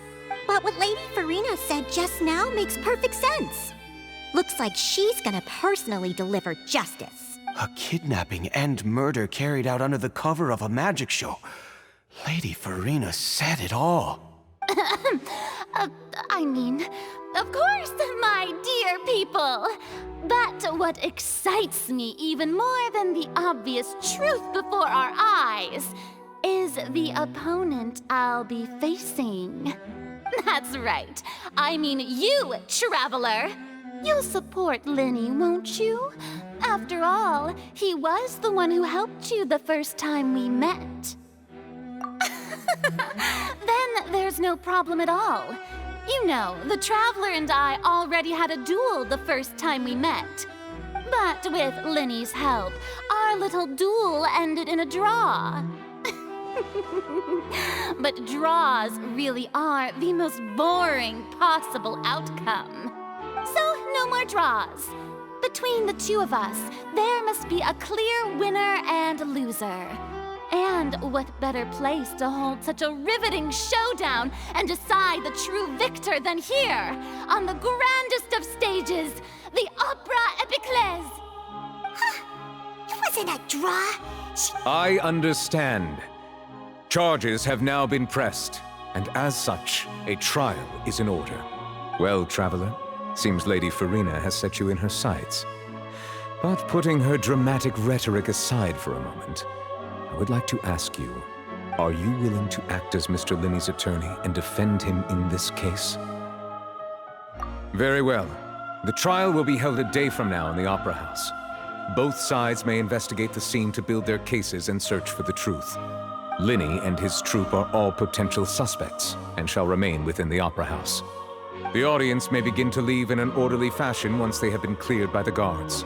A day isn't that long. Let's see what kind of case this big-shot Outlander can build in such a short amount of time. I'm really quite looking forward to hearing it.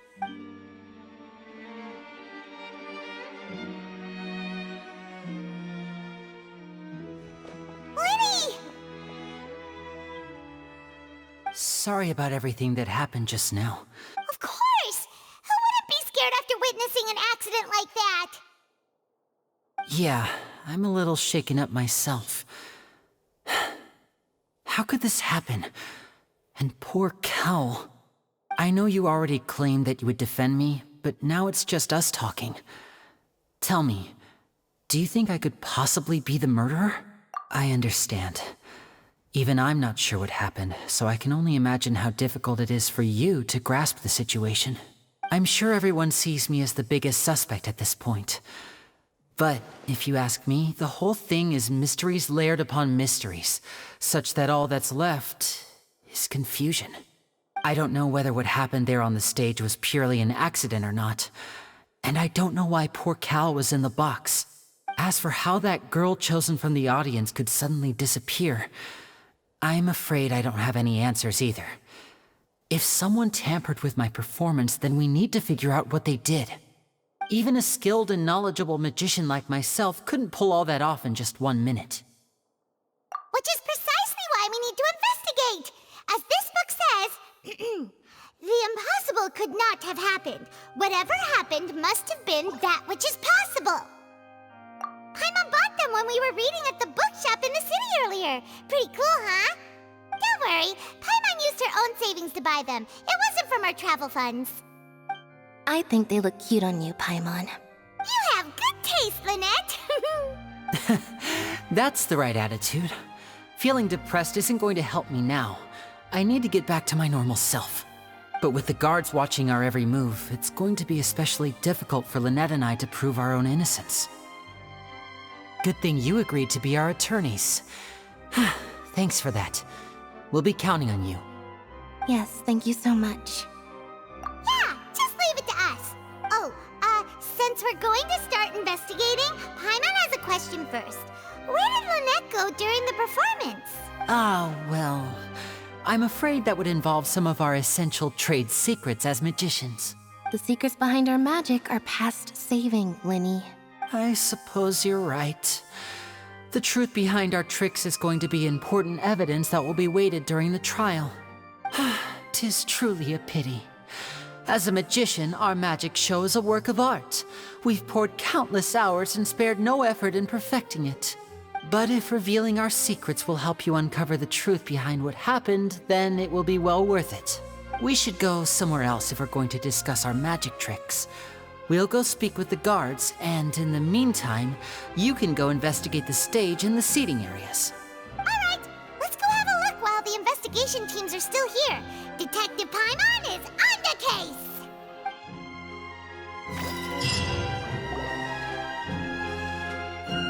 Hello, officer.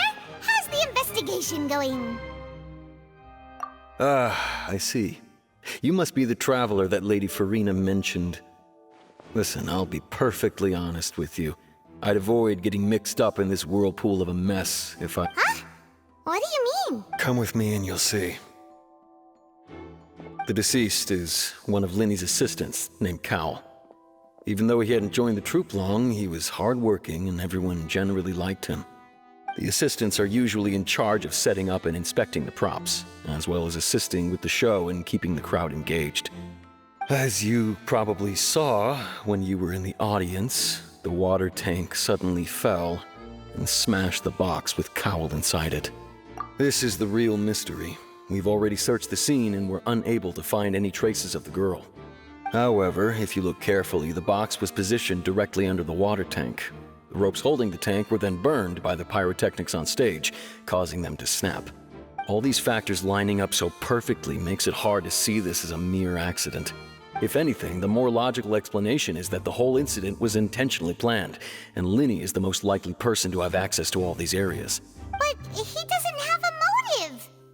Are you both good friends of his? Well, you can't say we're good friends, but we've known each other for a little while. So in just a short time, he was not only able to win your trust, but even convince you to act as his attorneys. I know there's no such thing as magic. The real trick of a magician is holding the audience in the palm of their hand. I've seen a lot of cases, and I can tell you that people are the least reliable kind of evidence. Sorry, I tend to be pretty straightforward. Just know that I'm warning you for your own good. Anyway, you may investigate the scene of the crime yourselves if you're curious. Who knows, maybe you'll be able to come up with some new evidence.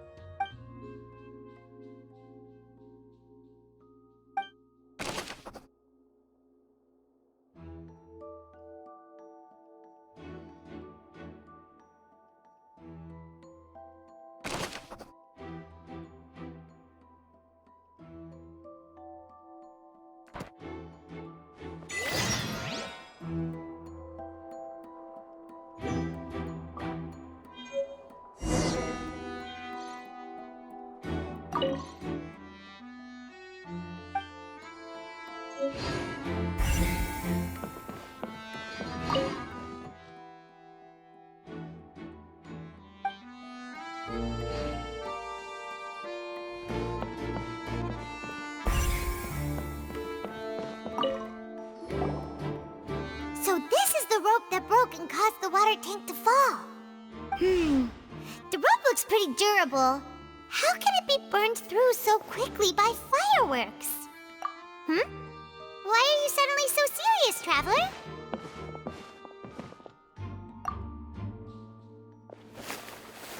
Whoa. Look! This bit is made from different material! Most of it was burned away, but there's still a little bit of it left. Huh. So if a rope meant to hold something was made with that kind of material in it, then that means... Wait! Why don't you write all this down? Let's...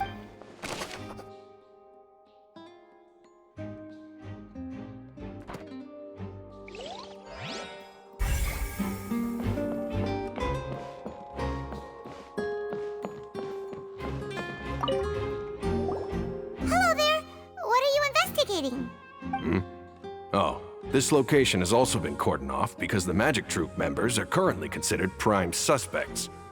The investigation team is still collecting evidence. The seats were all booked in advance, so we were able to deduce the missing woman's identity by checking the guest list. Sure, it's not like this is confidential information. We will publish it later anyway when we petition the public to help us find the missing person. Her name is Halsey. She's a painter from Fontaine who's made a bit of a name for herself. Apparently, she wasn't a regular at the Opera House, but she'd been feeling some pressure with her work lately, which made her decide to come see the magic show. The Magic Troupe members all claim not to know her, and we have looked into her social connections. It seems that she has no personal grievances or conflicts of interest with the suspects. Simply put, she wasn't related to the Magic Troupe at all, which matches the features of the previous serial disappearances. Were the victims of previous cases also chosen at random?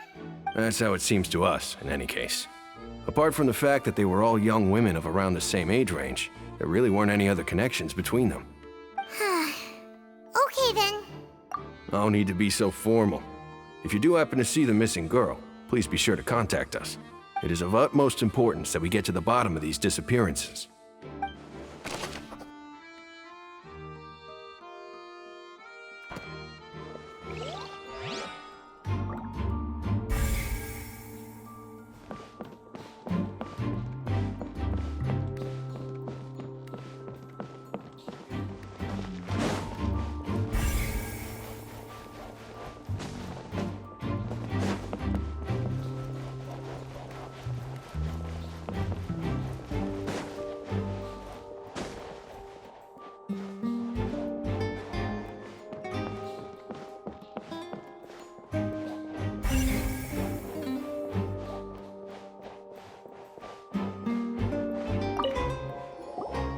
I see that you're investigating the area.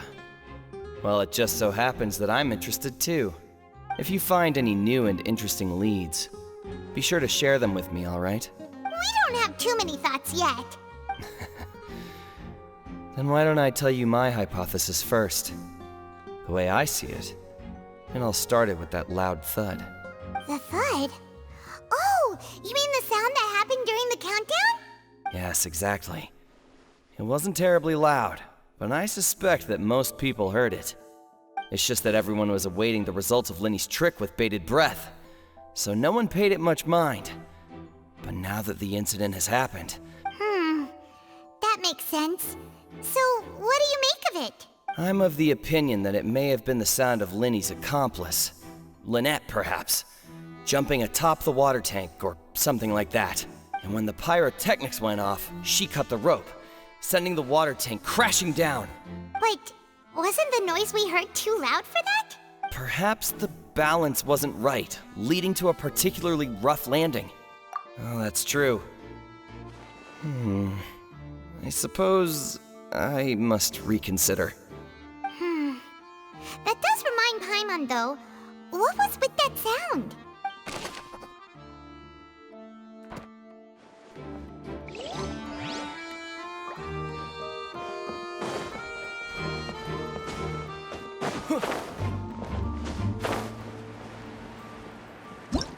Whoever the murderer was, they must have made preparations well beforehand. This rope was obviously tampered with. Why would it be him? Gosh, no wonder the serial disappearances never got solved. We all heard that noise, didn't we?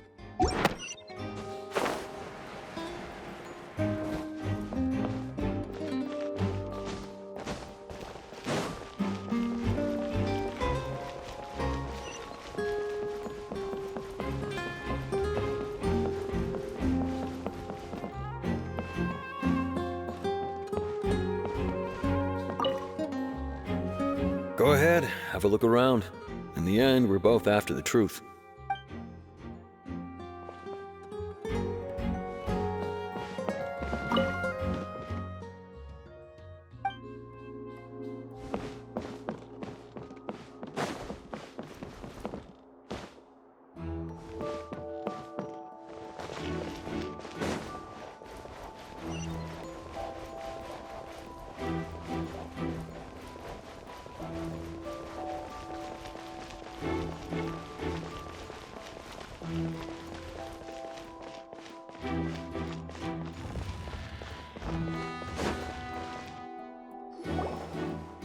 You!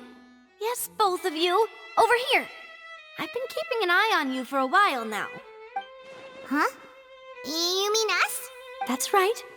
If I'm not mistaken, you're also among those who wish to cut down the thorns and pursue the truth. No? And by the looks of it, you're not from Fontaine. Well, you're right on the more about that one, but who are you?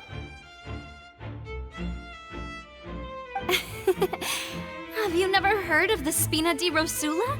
From mediating disputes and providing protection to solving conundrums, you name it, Spina di Rosula does it. And I, Navia, have the honor of being its renowned president. Though those who play by our rules call me boss. I'm Silver, her attendant. Pleased to meet you.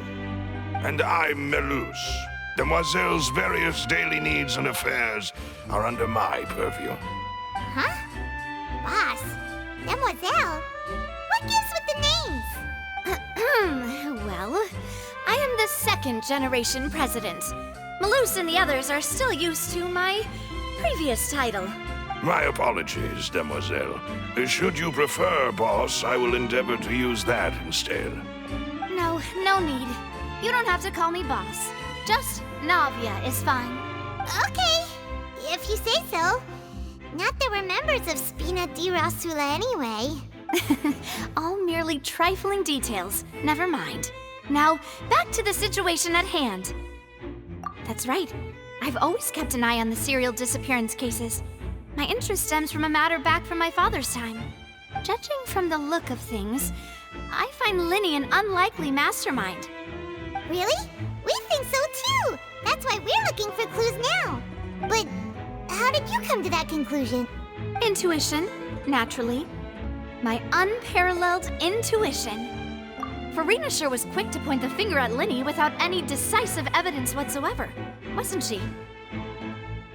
But that's not uncommon for her. If you remember, the Justice had to interrupt her and ask if she was pressing charges just to keep her from getting carried away. Anyway, a trial begins the moment someone levels charges. And, of course, there was no way Farina was going to back down in that situation. Sounds more like you just don't trust the Hydro Archon. Well, what's your opinion? I must admit that she can be interesting at times, but liking her doesn't mean that I'll blindly agree with her. All right, I've answered your question. Now, it's time you answer mine. Wait a minute, did that answer count? Well, I say it does. But don't worry, you won't hear any pointless questions from me. In your opinion, do you think it's right to treat a trial like it's an opera? Well? And why would that be? See, Silver and Melus? I told you they'd be different. Most astute of you, Demoiselle. I too think that the Traveler's response was most excellent. No matter how wonderful the script or how fervent the audience's expectations may be, the trials that go on stage here must be based in fact. And if that can be done, boss, then... All right, that's quite enough, Melus. Anyway, I like your answer. You passed with flying colors. Now, I need to make some preparations, following which our joint investigation shall commence. You two shall be my assistants. Wait! Since when did we become assistants? Well, I can be the assistant, sure. Or your companion, if you like. I'm really not that fussy. That's more like it. Far be it from me to brag, but I believe that Demoiselle's intuition will be instrumental in uncovering the truth. You wish to save a friend from false accusations, and we wish to unravel the disappearances. You have a point. You're quite the talker, aren't you, mister? And what about you over there? What do you think? You seem like you've got something on your mind. I have nothing to add. Oh, alrighty then. We'll be making some preparations first. Just be sure to let us know if they start revealing Linny's tricks. Thanks!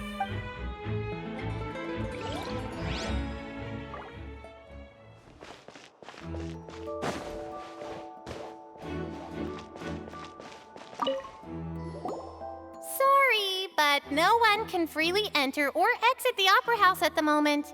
If you wish to leave, you must register your identity with us first. No, we're not leaving. We're representing Linny and Lynette as attorneys, so we're investigating the case. Were you always guarding this entrance? Yes. After the Chief Justice gave the order, everyone coming in or out must undergo a strict inspection. So, the missing girl couldn't have left from here. At least, not from that point on. I doubt there was much opportunity then, either. How can you be so sure? Well, because I was in charge of security near the entrance at that time. I couldn't see Linny's performance from here, which was quite a shame. Just my luck. But still, I did not abandon my post, and I stayed put no matter how loud the applause was. If someone had so much as even approached the door, I would have noticed it, let alone if they had tried to leave. We Melazines are good at that sort of thing, you know. So, it's safe to say the girl couldn't have left through here. All right, thank you for your help. This will be useful info.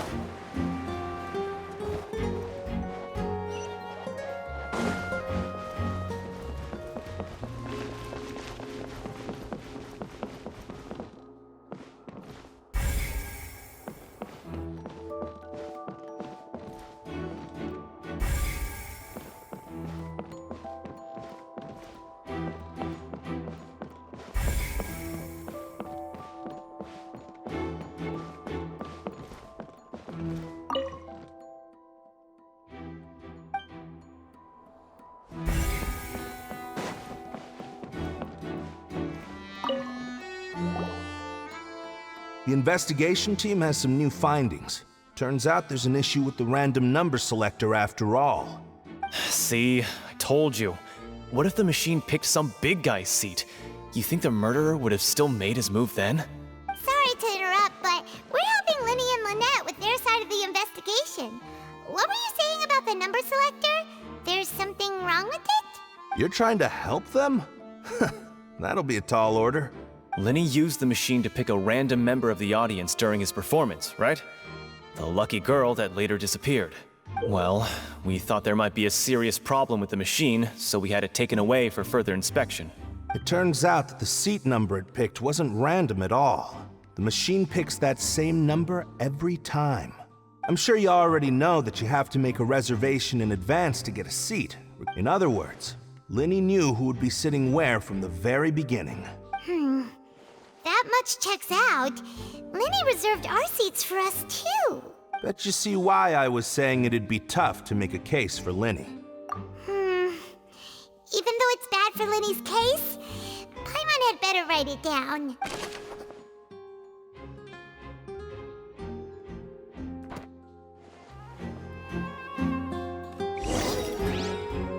We've checked everything of note here at the performance venue. Paimon wonders how Linny's discussion with the guards is going. Let's go see, shall we? Ooh, things are getting interesting, huh? We're about to see how magic is made.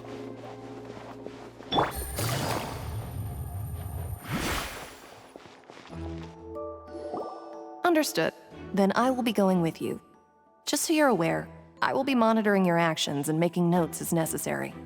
Very good. Thanks for being so agreeable. I'd pull a rose out of my hat as a gift for you if I could. You may spare the pleasantries. I'm just doing my job. You've arrived. Who's this? Me? I'm Spina di Rosula's guardian angel. If you've got a problem, I've got the firepower. Sorry, I got a little carried away there. Call me Navia. I'm a partner of theirs, and will be helping investigate this whole situation.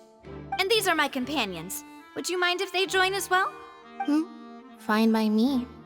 Oh, new helpers? I would be most grateful.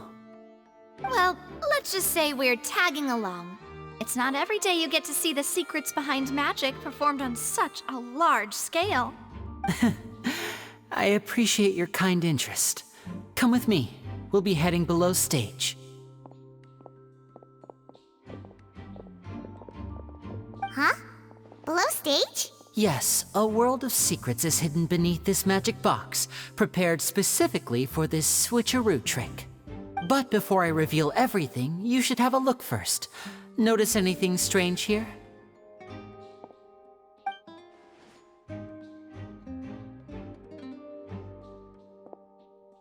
I'm not trying to be dramatic. Remembering the details of a trick will help you understand the methods used to perform it more easily.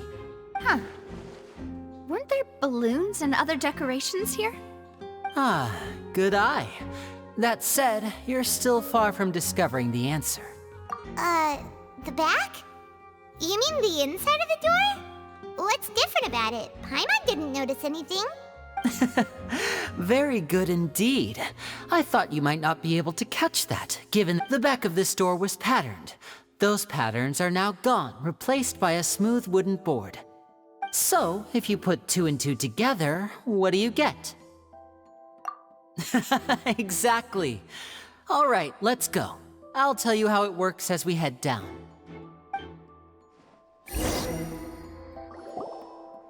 Oh, so there was a passageway under the magic box! I knew you'd figure out most of it as soon as you saw this place. The 2 magic boxes are positioned right above the 2 entrances of the tunnel. See this flatbed trolley? The box with the lucky audience member in it would be shuttled over to the other side using the trolley.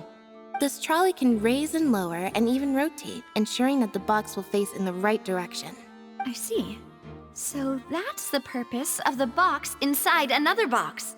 Precisely. The inner box would descend after the audience member was put inside and be moved along the trolley, all while the outer box would remain on stage as if nothing had ever changed. So that's how you did it! Once the box was lowered, the trolley would store some energy through this device here, with which it would complete the rest of the steps. The audience member would only be able to feel some slight movements in the dark, and by the time she walked out, she would already be back on stage. Right! You were talking that whole time, and you even came out for a moment near the end! Ah, yes. A phonograph operated by Lynette was used to achieve that effect. My assistant and I had already scripted our conversation beforehand. When the countdown began, I had already gone to the opposite box via a tunnel using that ladder. And what about Lynette? I was in the mezzanine space in the back of the box. Oh, interesting! That's how we were able to coordinate Linny's lines with the assistant. And by the way, I was the one who walked out of the box at the end. I mean, we are twins. All it takes is a change of clothes and no one can tell who's who. And that's my favorite part of this trick. Only Lynette and I can perform it. So that's how it all worked! Wow, every detail you revealed was more amazing than the last! Lynette would briefly walk out of the box and then go back in, jumping into the tunnel and escaping before the box on the trolley could finish ascending. And then I walk out of the other box in the audience area, and the trick would be complete. But as you saw, Cal was in the box, not our audience member. She, on the other hand, mysteriously vanished. We really don't know how that happened. If not for that interlude, this would have been an astonishing trick. I probably never would have figured out how you pulled it off. And yet, to think that someone was able to use this magic trick to commit a crime. Could we have a look around? I think we can come up with some more leads. This is the scene of the crime, so Linny and Lynette are not permitted to stay here. I'll escort them back up. Yes, of course. No need to be so strict now. I won't disappear into thin air, you know. Thanks, everyone. We're counting on you.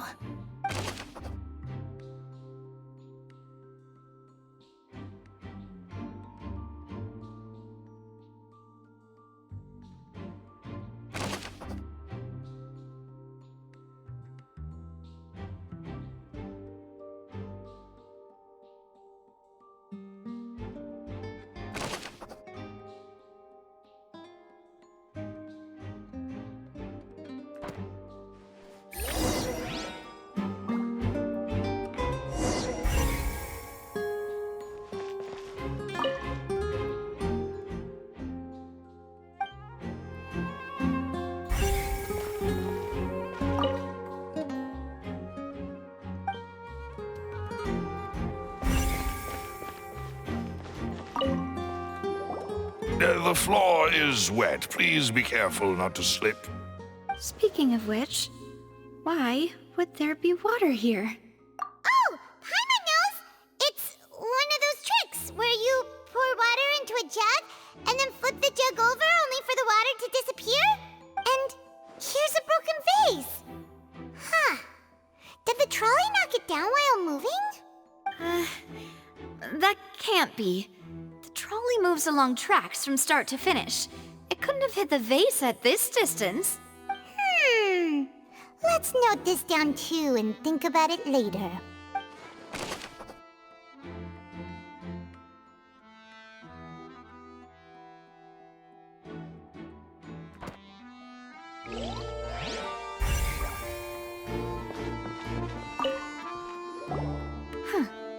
What's this? Looks like a hook tied to the end of a rope. Huh? There's all kinds of odds and ends here. Perhaps it was a prop for a different trick. But why would it have been left here? Whatever it is, let's make a note of it first.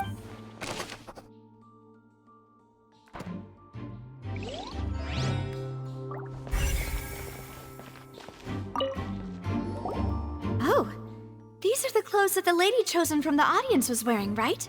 Her clothes are here, but she's nowhere to be found. Right. And do you really need to do that if you're kidnapping them? Ugh, this is so confusing. Paimon doesn't want to be a detective anymore.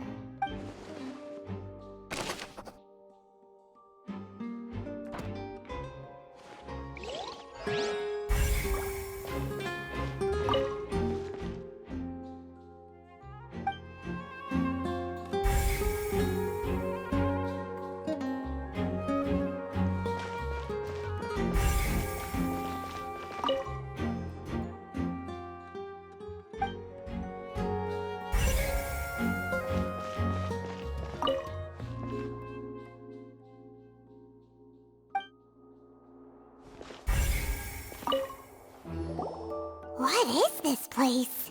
It seems someone could fit through here. Huh. Could this have been the suspect's escape route? Alone, perhaps. But if they had to pull another person with them, the space would be too narrow. But there are no other ways in or out of here. Oh, you're right! Let Paimon write that down.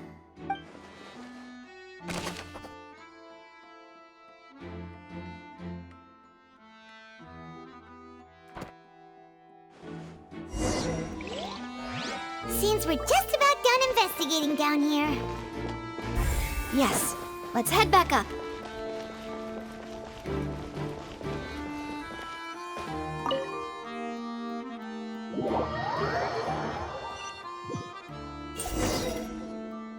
Well, we've ascertained the state of the crime scene.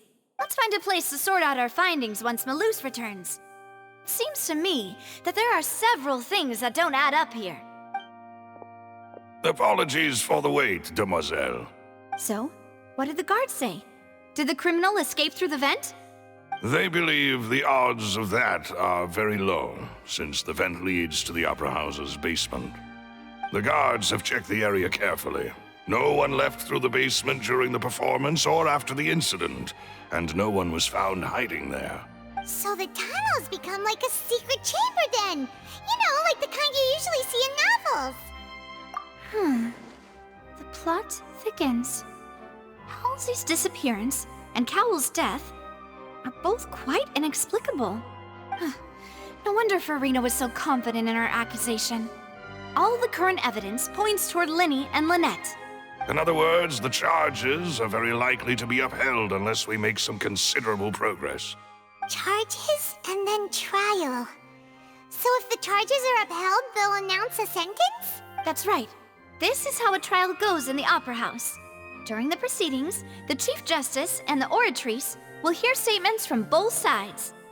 That's right. This is how indemnitium is produced. The statements from both sides, the defenses from attorneys, witness testimonies, and even the audience's emotions will all be projected on the Oratrice. To put it simply, it's as if the Oratrice has its own will, and is a judge in its own right. This also precludes any kind of favoritism on the part of the Chief Justice. Not that this has ever happened anyway. Once both sides have finished speaking, the Chief Justice will make his final decision. This, too, will be used by the Oratrice as a reference. Then, finally, the Oratrice will be consulted by officials. The result it returns is the will of justice itself. Huh? So that machine is the one that actually decides? Paimon thought Neverlet called the shots. In practice, there is very little difference. Both have always come to the same judgment, which is why people have great faith in the Chief Justice. Ah, yes, the guards also asked me to convey that none of us will be allowed to leave this place before... Huh? Why? Because we've chosen to act as the twins' proxies. That makes us persons related to the case. They're concerned that we might be colluding with outside parties, or that we might find outside help to disrupt the case. And even if that were not so, it could prove problematic if we happen to spread key information about the case ahead of time. I'm ready to break out at any time. Whoa! There's no need for that! Paimon thinks they have a point. That said, are they providing food? Of course. I just hope you don't mind the lack of options. I'm afraid that catering to all tastes is not in the cards, nor is any guarantee of balanced nutrition. In that case, let's just sort out our findings together here. Pity. I was hoping to take you to try some of Fontaine's famous desserts, too. I mean, what better way to properly think through our findings than over some tea and sweets? Huh. Breaking out suddenly doesn't seem like such a bad idea after all. Just kidding! Paimon will still do her best, even if there are no snacks. What do you mean, no snacks? Of course we'll have snacks. If we cannot buy some, then we'll simply make some. Huh? Here? But how? Understood, Demoiselle. Everyone, please come with me.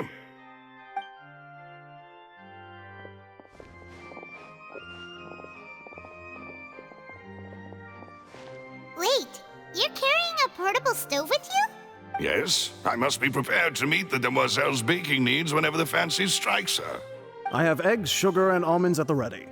Good work, you two. Then I'll get to it. Please sit tight for a moment. You'll get to taste my awesome snacks soon enough. These three are quite the interesting group.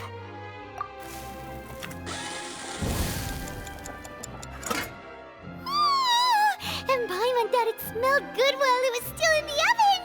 Oh, it's even better now. Paimon can't stop drooling. From the way you had these two guys carrying all that stuff around, Paimon thought you'd have them do more during the baking process. But you ended up doing the entire thing by yourself! Beating the egg whites, grinding almonds, everything! I was applauding. And I was giving encouraging smiles. Paimon was just thinking, aren't you worried about getting your fancy dress dirty beating egg whites and baking like this?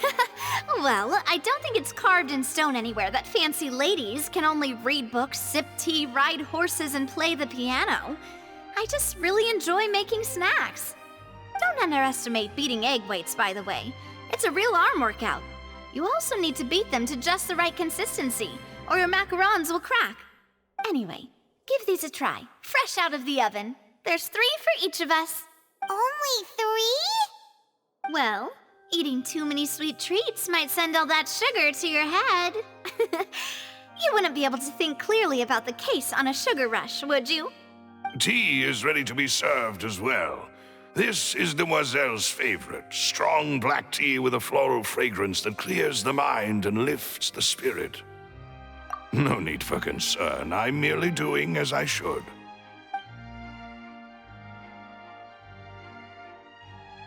All right then, down to business. As Paimon mentioned previously, the tunnel seems to be something of a secret chamber. However, we can assume that Linny and Lynette were not alone within it. Some magician twins could have committed the crimes, of course, but they lack any logical motive. Exactly! Why would they do such a thing right when everyone was watching? The flower vase and the thud we heard during the performance could indicate some altercation between Halsey and the criminal in the tunnel. resulting in the shattering of the vase, the discarding of her clothes, and her abduction. Perhaps the criminal thought that since she was chosen from the crowd, she would be too easy to identify if she was still wearing the same clothes. Paimon thinks that makes sense, but the real trouble is... True. None of the clues we found thus far support the existence of this third person. But the only people left to consider are both technically victims, whether it's the missing girl, Halsey, or poor Cowl. Huh. Could Halsey have secretly made modifications to the magic props in order to murder Cowl before making her escape? That's right. And even if she had tampered with the setup, she would need to understand the entire trick to pull it off. Nor does she have any motive. The guards said that she has never had any dealings with the Magic Troop's members. Were we not thorough enough in our search? From the sound of things, this is turning into an impossible case. Your macarons are amazing though, Navia. They smell great! They're nice and crisp and super sweet! They are my specialty after all. And I see you've already had 5 of them. What? 5? Oh, that can't be right. Paimon only counted 3! On it! Please don't worry about it. At my age, a few less sweets might actually be a good thing. No. Being greedy is one thing, but Paimon knows how to count. Besides, Paimon knows that if she ate too many, then others wouldn't have enough. Wait, even you don't believe Paimon? How could you? If Paimon ate those 2 extra macarons, then may they turn into stone in her stomach! All right, we get it. Well, I suppose one of us might have gotten too engrossed in our chat and eaten them by mistake. No big deal. Malus, set up the stove again if you would. Huh? What are you doing? Making sure everyone gets 3 macarons, of course. Exactly. We don't want to trouble you. As you wish, demoiselle. And I have the egg, sugar, and almonds. Well, this really is your hobby, huh?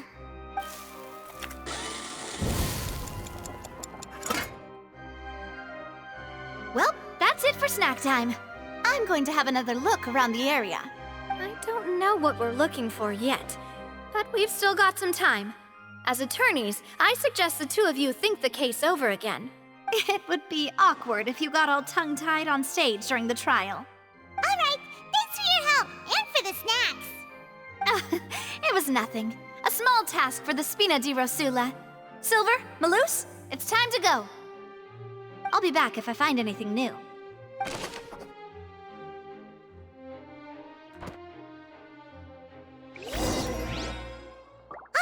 It's time to put our heads together. We've got to get our defense ready for the trial. Oh, it's probably gonna be a long and difficult case. There's no point in worrying about that now. We just need to prepare. Here, take Paimon's notes. They should help you review the situation.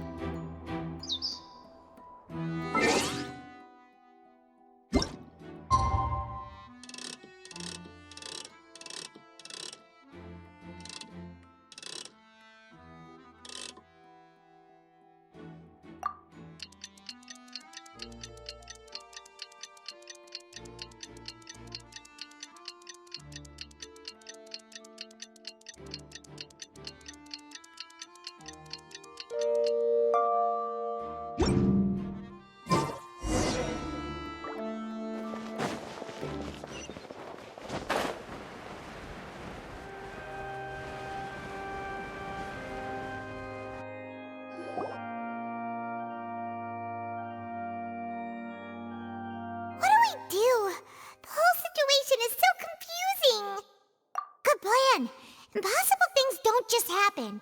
We'll get to the truth one way or another. Just relax. Even if everyone else suspects Lenny and Lynette, at least we will be supporting them from the stands. Besides, I doubt Farina understands any more about what happened than we do. Thanks, Navia. Well, we'll be going then. Best of luck to you.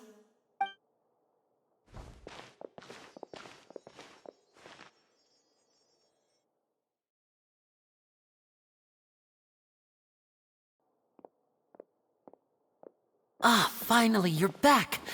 Well, how did your investigation go? To be honest, you might be disappointed. No. We're already very grateful that you were willing to help. Well now, don't you all look disappointed? Don't tell me that your investigation came up empty-handed. That was to be expected, of course. The guilty can never produce proof of their innocence. But don't let that stop you.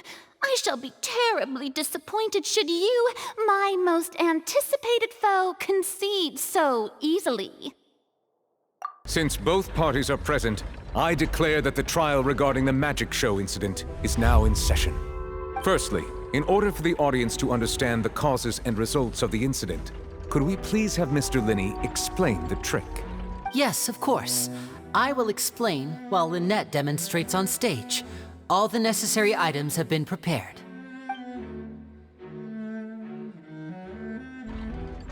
Thank you, Mr. Linney. In that case, I take your statement to be that you ran to and remained hidden within the magic box in the audience stands once the trick began, and thus could not have committed the crime. Is this correct? Yes, that's correct, Your Honor. In that case, I call upon the prosecution. Lady Farina, do you wish to refute his statement in any way? Why, of course I do.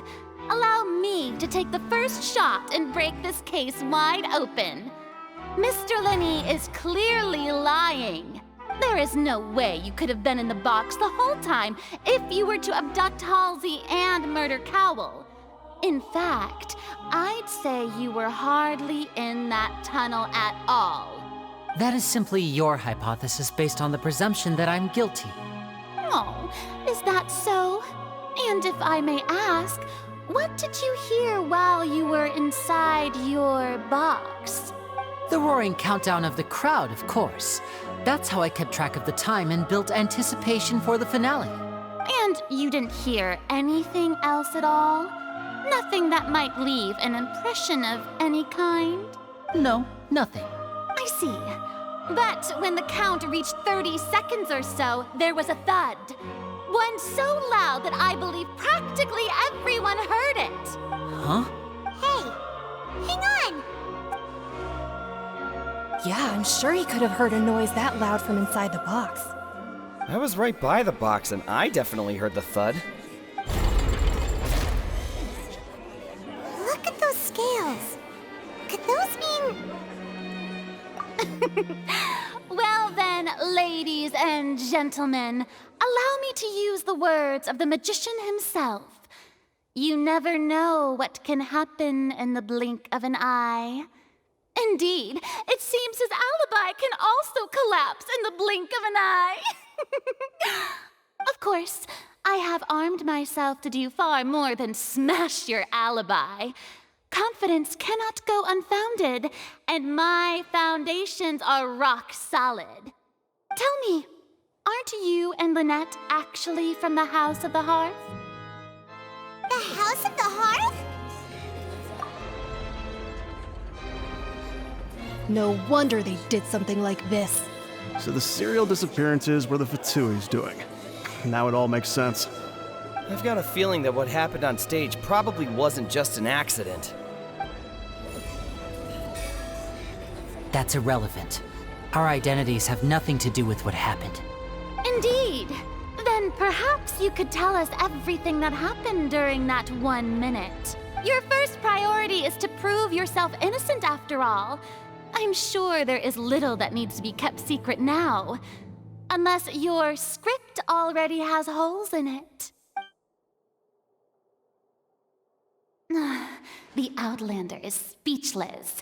My, oh my, don't they look flabbergasted? Now comes the infighting and discord, I suppose. Oh, good thing I made all those preparations. Seems the all-nighter I pulled last night is really paying off. Hey, Linny! Why didn't you tell us this before? Order! Order! Mr. Linney, allow me to re-establish the facts. Lady Farina has raised 2 points. First, when the thud was heard in the Opera House, you were neither in the box nor the tunnel. Second, you and Ms. Lynette are both members of the House of the Hearth. Are these claims true?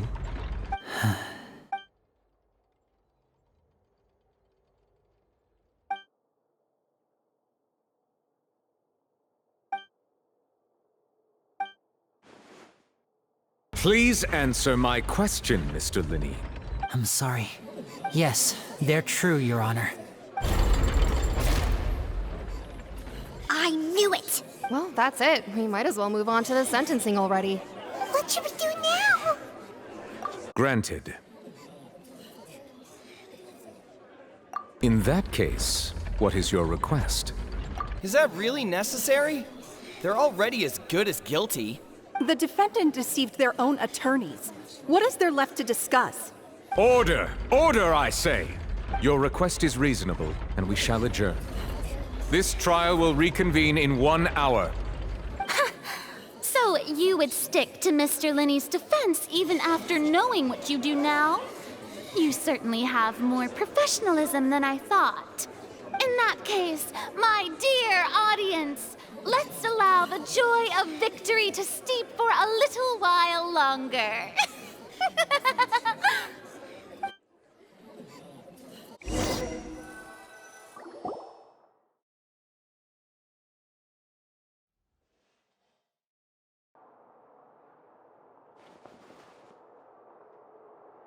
Well, this is awkward.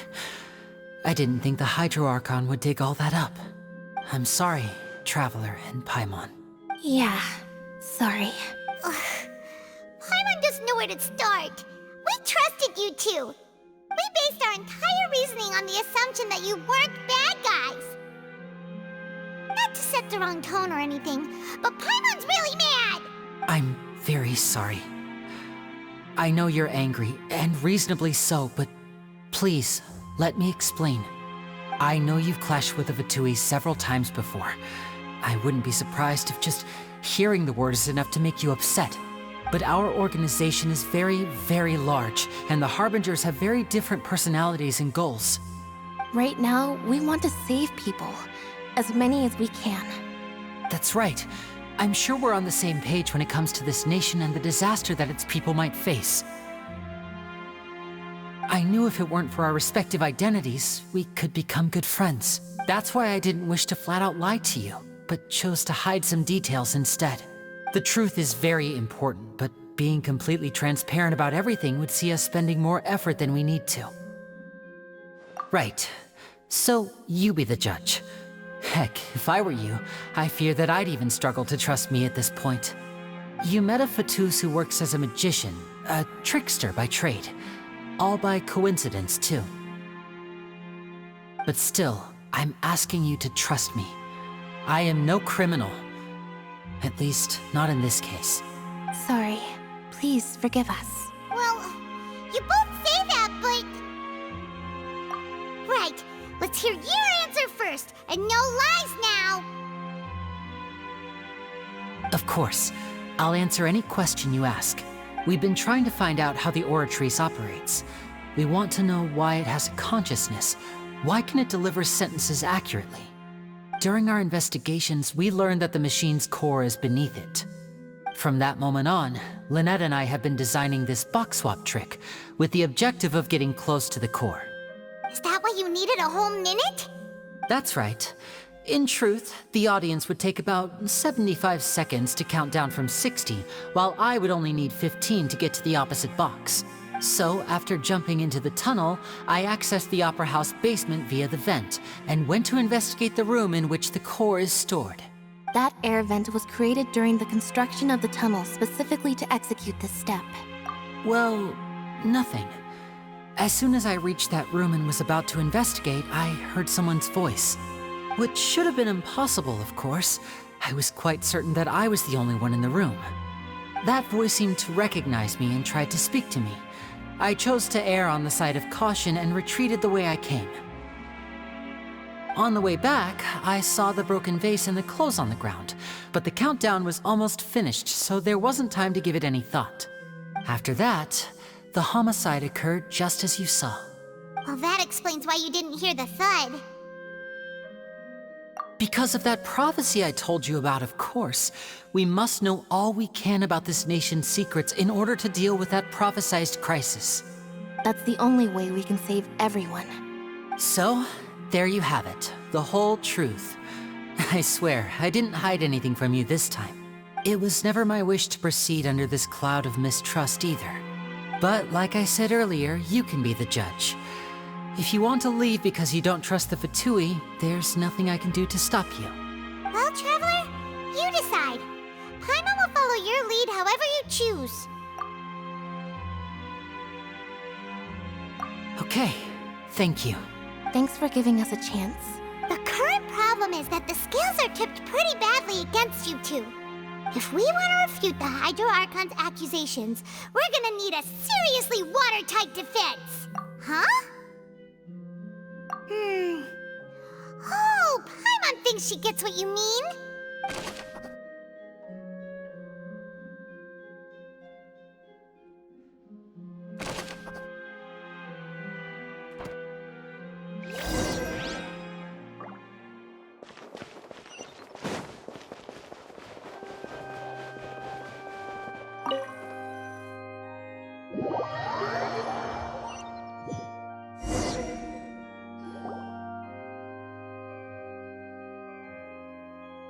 Both parties have returned to their positions. Let us continue the trial. When last we left off, Mr. Linney acknowledged the new evidence presented by Lady Farina as fact. Therefore, Lady Farina may continue stating her reconstruction of the events. Ugh, that took long enough. Now then, if everyone would lend me their attention. At this stage, let's revisit that scene from Linney's perspective.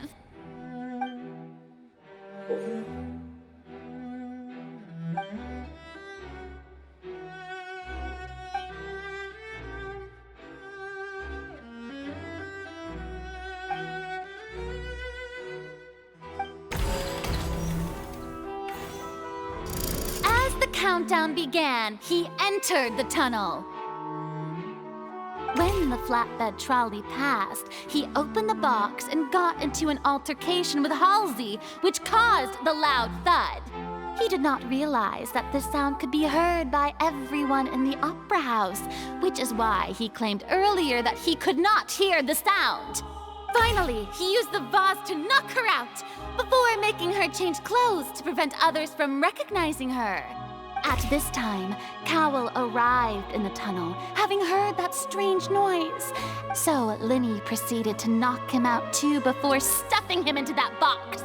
Afterward, Linney passed the unconscious Halsey to his accomplice through the magic box in the audience stands, before operating the devices such that Cowell's death would be ruled an accident. And there you have it. That's the truth behind what happened. Does the defendant's side have any objections to Lady Farina's description of the events? The key to refuting Lady Farina is the order of events, what Linney experienced and what he saw.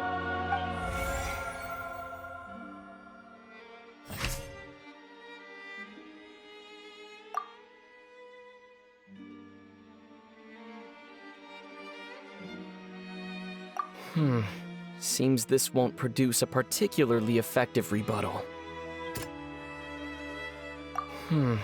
Seems this...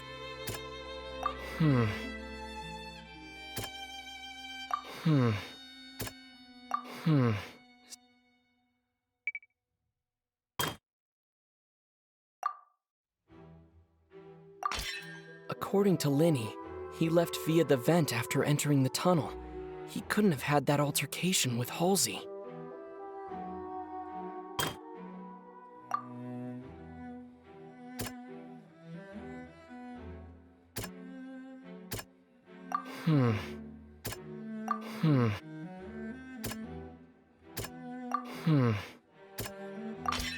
Linney went to the room that contains the Oratrice's core. This is the actual truth.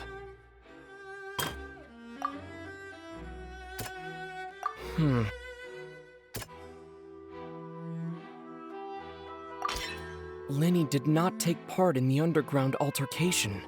He only witnessed traces of the aftermath.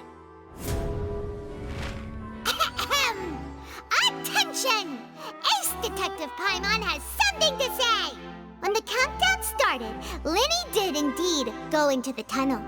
But he immediately used a vent to access the Opera House basement, which is where the underground core of the Oratrice is stored.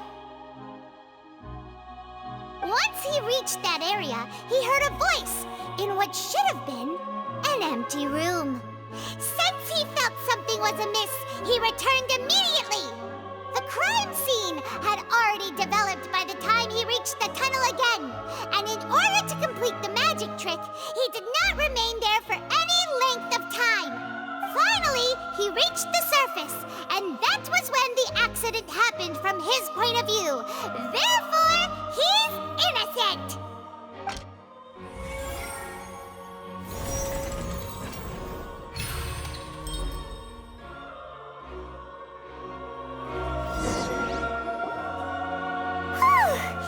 Paimon did it!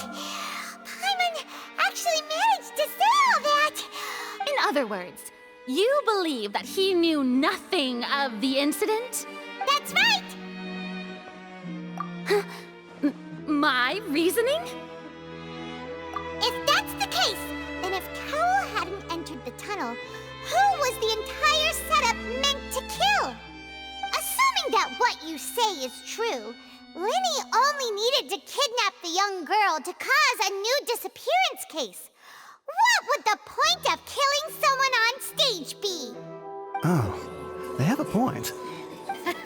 That's right, you tell him! And that's why they're partners of mine. They've met. Oh, well, your denial is very strident, I'll give you that.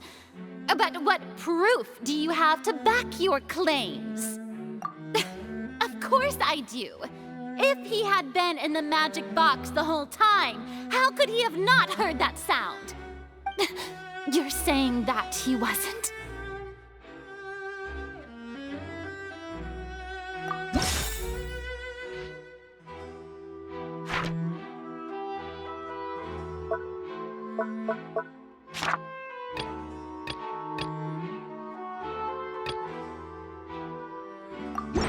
That's right!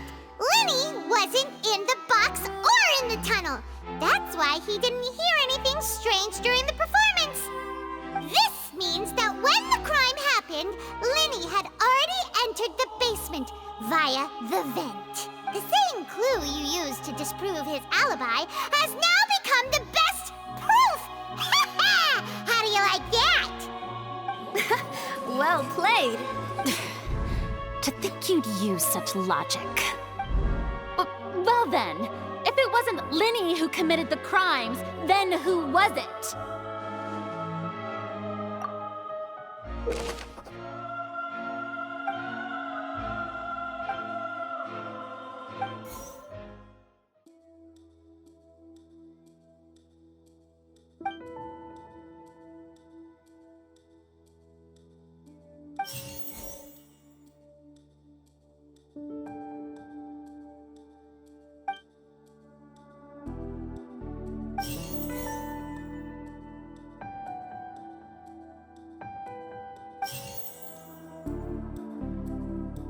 Could there have been a third person involved?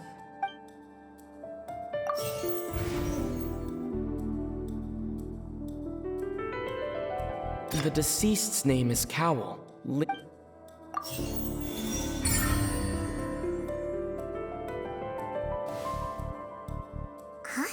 Huh? That can't be right.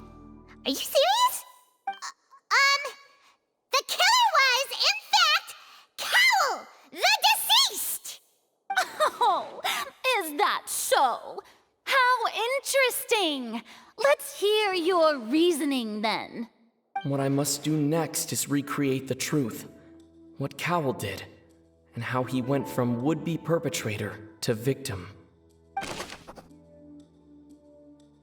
No one entered or left the Opera House through its entrances. The deceased's name is Cowell, Lenny's assistant. He would have been able to tamper with the equipment.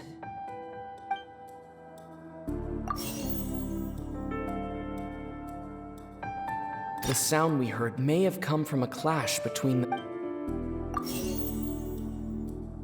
Linny was not in the tunnel at that moment. Halsey's clothing was in the tunnel. It would have been tough for both people to fit into that vent.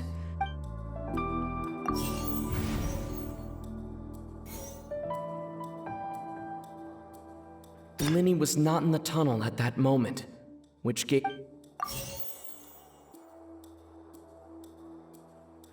The deceased's name is Cap. No one entered or left. Halsey's clothing was in the tunnel. No one entered or left the Opera House through its entrances.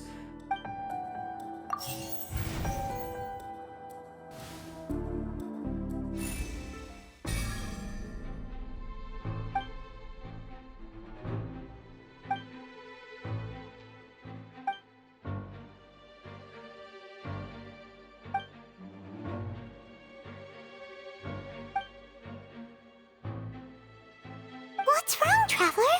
Are you still having trouble figuring things out? I see how it is. Look, since we're at a dead end, why not consider a different track? Just like the trick as it transpired, the end result must have been utterly different from the magician's initial design. If only we knew how Halsey disappeared. Well, that would be nice, but the tunnel only has 3 exits, and none of them seem very likely. And it's not like this is a magic trick where you can just make a real live person disappear. You know, like you did from that water tank, Lynette. Excuse my interruption, dear opponents, but do you not see that the crowd is growing impatient? There is no greater sin in this opera house than an awkward delay in the performance.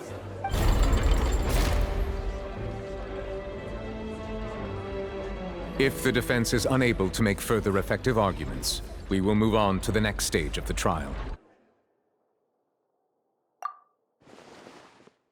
Linny was not in the tunnel at that moment, which gave our criminal ample time. The sound we heard may have come from a clash between the missing Halsey and the criminal. The deceased's name is Cowell, Linny's assistant. He would have been able to tamper with the equipment. It would have been tough for both people to fit into that vent. They would likely have bumped into Linny as well. The vase was not broken by chance. It was used to cover important evidence. The water.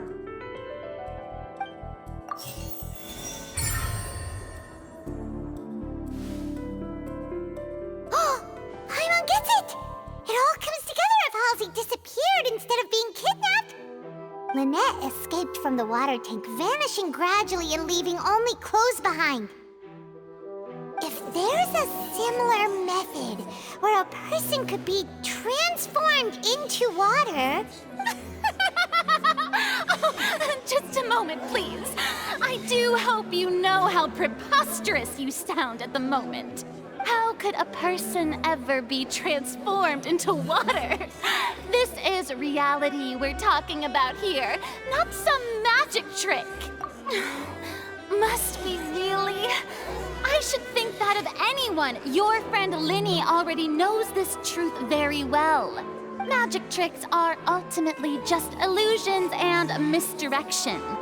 But Halsey's disappearance is very real. We're talking about 2 completely different things.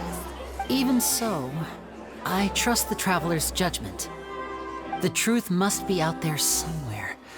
Perhaps some new line of reasoning may open if we try to gather all the focal points that don't make sense.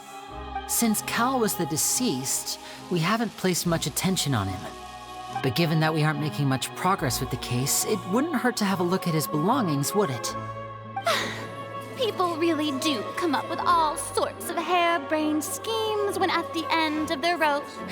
The way I see it, your suggestion that we broaden the scope of our investigation is nothing but a tactic for stalling the trial. Nevertheless, I believe that this is a reasonable request on the part of an attorney.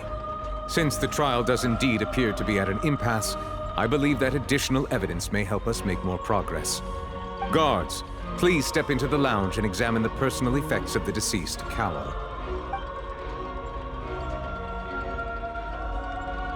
We are still examining the items, but we have already made critical progress that we feel must be shared with everyone post-haste. We discovered several test tubes of fluid within Cowl's baggage, each labeled separately. The notebook in his backpack claims that these fluids are water from the primordial sea. The primordial sea? The note's contents also indicate that Cowl belonged to an organization that sells illegal drugs and that he had an accomplice. The notebook has many entries concerning safe usage of these fluids, in which the keyword dissolve appears many times. One of these tubes was labeled Opera Epiclese, along with yesterday's date. It is empty. The notes also state that these dissolution properties work exclusively on people from Fontaine. It's likely that Halsey was chosen as some sort of test subject. As such, we believe that the defense's hypothesis is, in fact, supported by sufficient evidence. You've got to be kidding! People dissolving into water? Could something so ridiculous actually be true? Wait a moment. This reminds me of a certain prophecy, but it's just a coincidence, isn't it? Huh. If people can become water, does that mean that the water tank's real use was as a means to hide water stains? And if Cowl was targeting that girl... Wait just a minute. Could that mean... You two, with me, quick! Demoiselle, wait! What about your partners? Let's go. Just trust me. Order! Order! It is undeniable that further examination of the deceased's personal effects has yielded some surprising results, but we cannot yet verify the veracity of these clues. Still, let us assume that these clues are indeed authentic, albeit with the understanding that Ms. Halsey has yet to be found. Guards, please continue examining the items along these lines. Mr. Linney, it appears your hypothesis is supported by the evidence, so please continue speaking. Of course. Thank you, Your Honor. If we uphold this hypothesis, I believe that many of this case's seemingly unrelated clues can be connected together. Right! Like the metal hook! That one didn't make sense at all. Let's think about this. Cowl's methods must have something to do with that water from the primordial sea.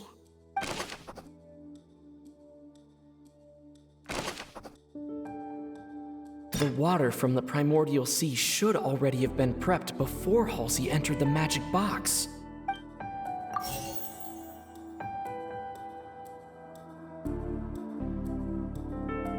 I remember there was something else within the inner layer of that box. Lynette was in the magic box on stage the entire time. I remember there was something else within the inner layer of that box.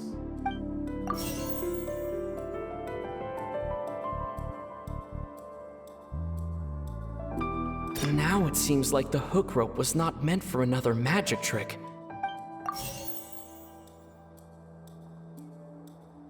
The rope that held the water tank up was lit by the fireworks and snapped.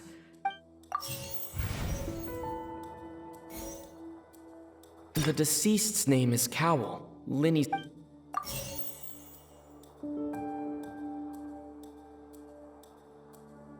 Lynette was in the magic box on stage the entire time. The water from the primordial sea should already have been prepped before Halsey entered the...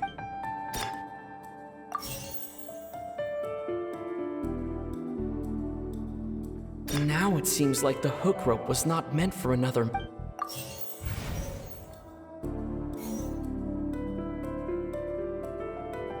Now it seems like the hook rope was not meant for another magic trick. I remember there was something...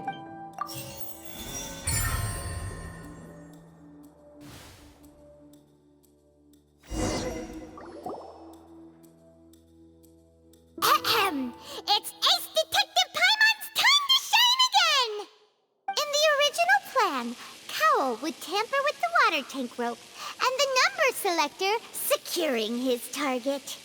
When the magic box containing Halsey was lowered, the metal hook would retract gradually and pierce the balloon at the top of the box. When the balloon attached to the box popped, the water from the primordial seed inside it would pour down and dissolve Halsey. Afterward, Cowl would enter the tunnel and break the flower vase to conceal the water inside the tunnel, with the remaining evidence being covered up by the water tank on stage. But he encountered something unexpected in the tunnel and wound up being fatally hit by the same water tank he meant to use to cover his tracks. Huh. That does make sense. That actually links together a lot of the more confusing pieces of evidence. Oh dear, what do I do?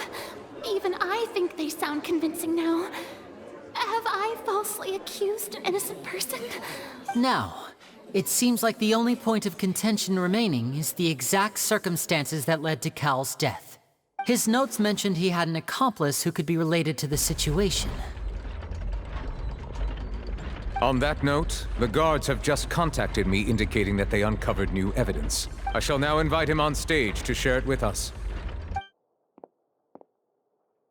Thank you, Your Honor.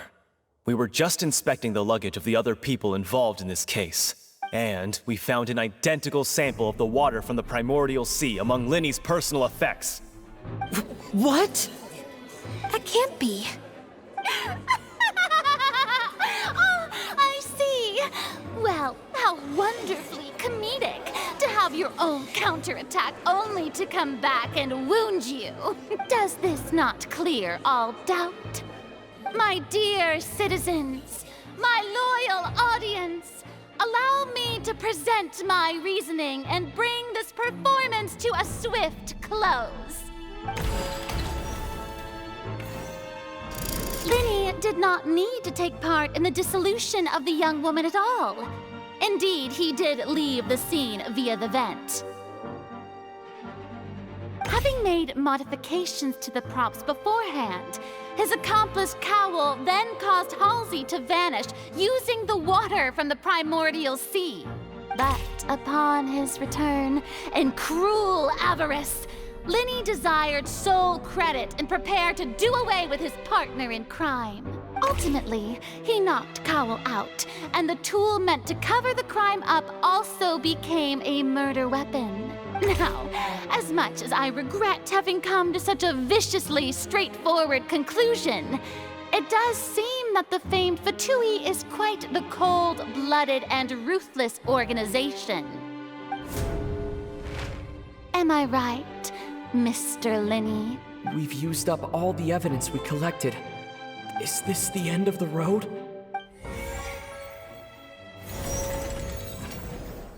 Oh no!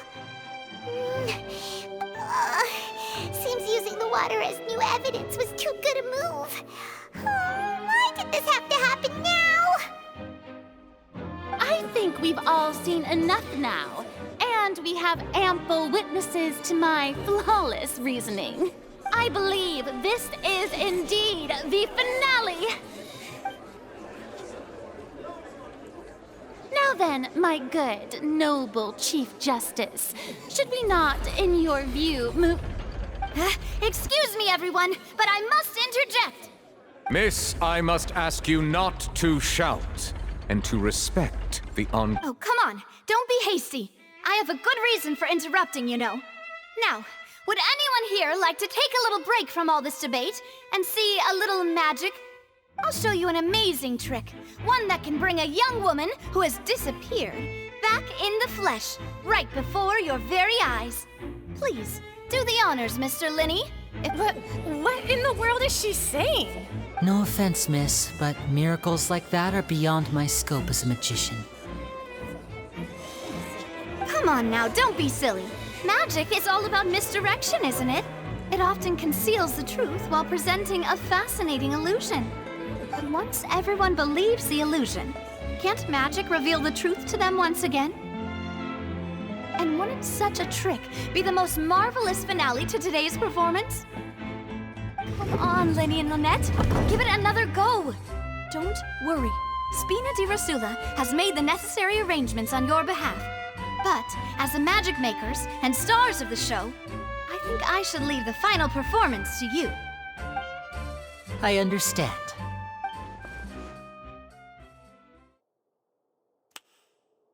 And voila!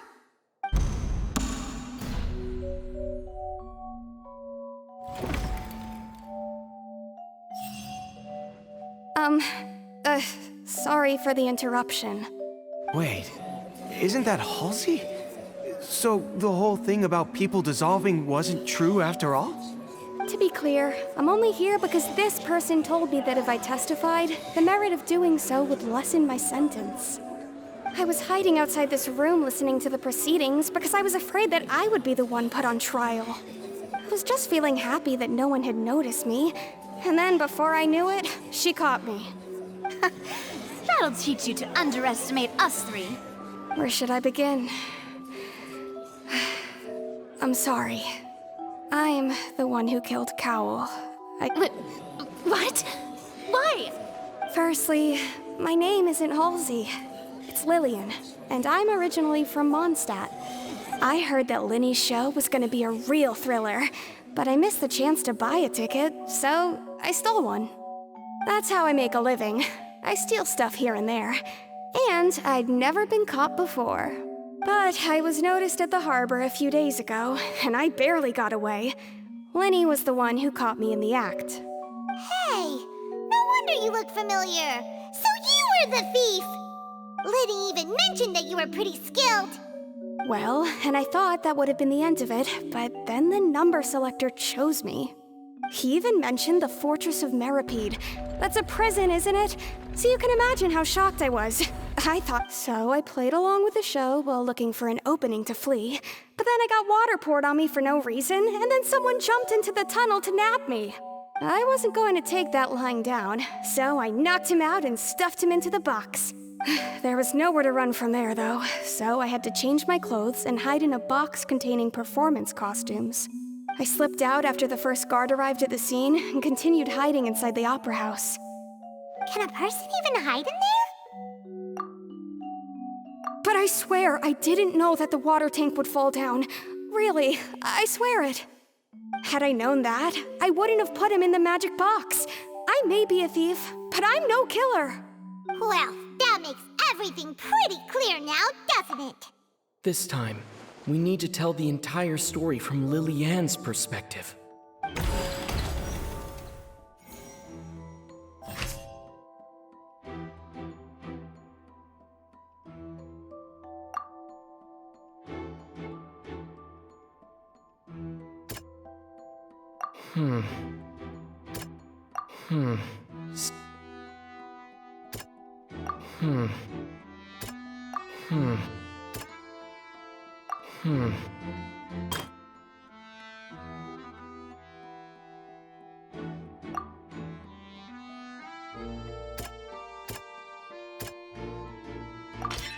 The strange sound wasn't from a fight.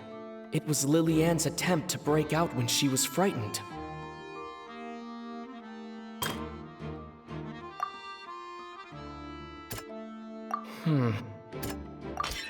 The flower vase was not broken to cover anything up, but was smashed during the struggle between Lily-Ann and Cowl.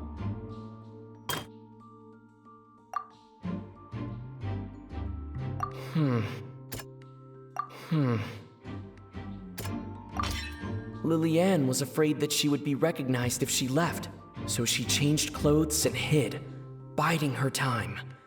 Just what one might expect of an experienced thief. And it's Ace Detective Paimon time! Having been selected out of the blue, Lily-Ann panicked.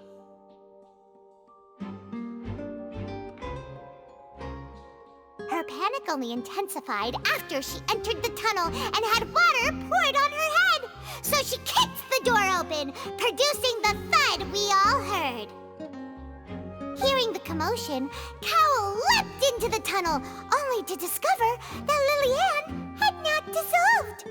He did not know that Lily-Ann was not from Fontaine, but was a thief who made her way in by stealing buying a ticket! Mistakenly believing that the water from the primordial sea needed time to take effect, he tried to force Lillian back into the box. The two broke the flower vase during the struggle, but Lillian came out on top, knocking Cowell out and putting him in the box. With no way of escaping, she changed her clothes and hid in the costume trunk until the performance ended.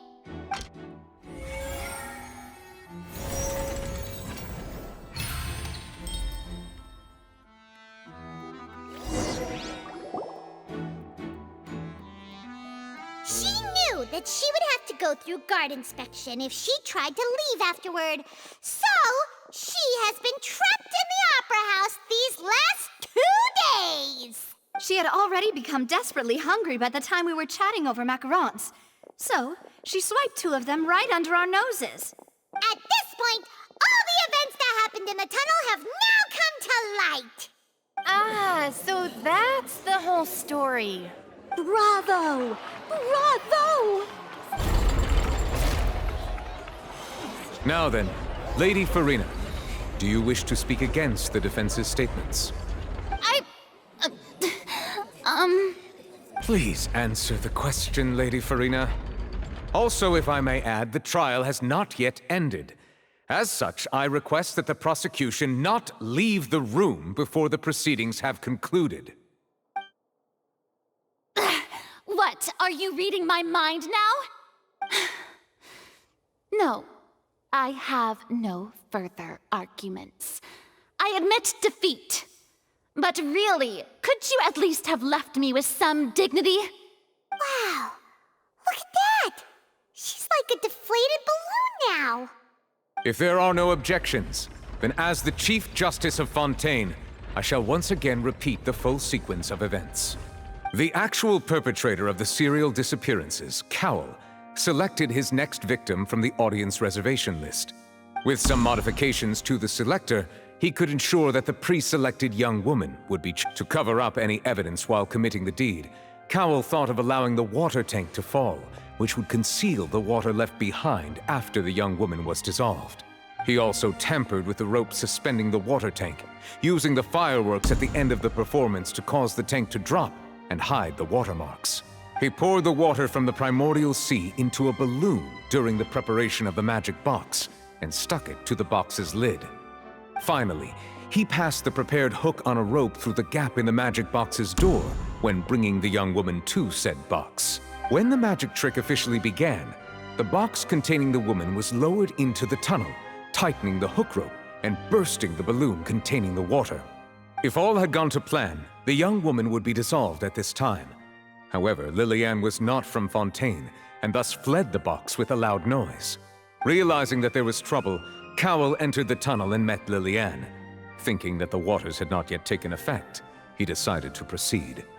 However, his opponent was more capable than he thought, and he was overcome, knocked unconscious, and placed into the magic box, and thus became his own final victim. Lillian, according to her own statements, then changed clothes and hid until the performance ended, before hiding in other parts of the opera house. As for Linny, he was in the underground structures within the opera house, and was thus ignorant of these happenings. From this reconstruction of events, we can conclude that Linny, the accused, is in fact innocent. While there is much in Linny and Lillian's conduct that should still be investigated separately, this case, at least, can be handed over to the Oratrice to make the final decision.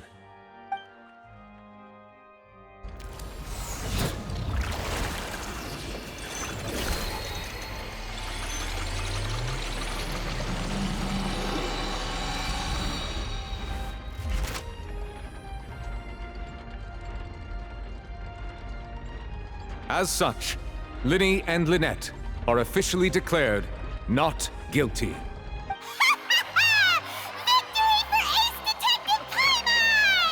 Great work, partners. Thank you all. Thank you so much. Next, I think we deserve an explanation, Guard Vaughn. How did you find the water from the primordial sea in Linny's baggage? Right! Your disguise discovery caused me to make a serious mistake, you know. Or was that not a discovery, but false evidence that you dare to bring before this court? I suspect that the accomplice mentioned in Cowell's notes was not Linny, but you, yes? I'm sure you know what you must do to lessen your sentence. Speak quickly! Unless you want to earn yourself a one-way ticket to Coupon Town. I was just following orders. We were supposed to place blame for the serial disappearances onto Linny, and thus cause suspicion to fall on the Fatui. The higher-ups said this was the best opportunity to do so. And now that your plan has fallen through, and the secrets of the water have been revealed, you have become a liability to said higher-ups, yes? Therefore, you would be wise to tell everything you know, and seek the protection of the guards. Yes, I'll tell you everything I know. Our boss discovered that the water can cause people to dissolve. It can also be made into a potion, which when extremely diluted, can cause people to experience unforgettable exhilaration. We've been in this business for a while now, and have made decent mora off it. The disappearances were also the boss's idea. I mean, this is the boss we're talking about. The...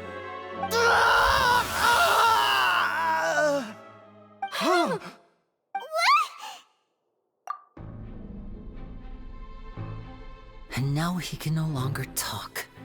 Such ruthlessness. I shouldn't have expected any less of them. An outrageous act. All present, please submit to inspection immediately.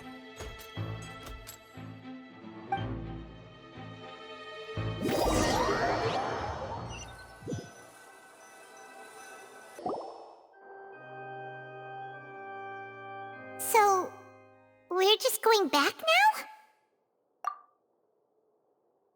That's true, but... Traveler, Paimon! Please wait. Linny... I know you may not want to speak to me right now. Maybe you don't even want to look at me. But still, let me thank you again for defending me to the end, even after you learned that I'm a member of the Fatui. I guess. But regardless, I'd like the opportunity to set things straight.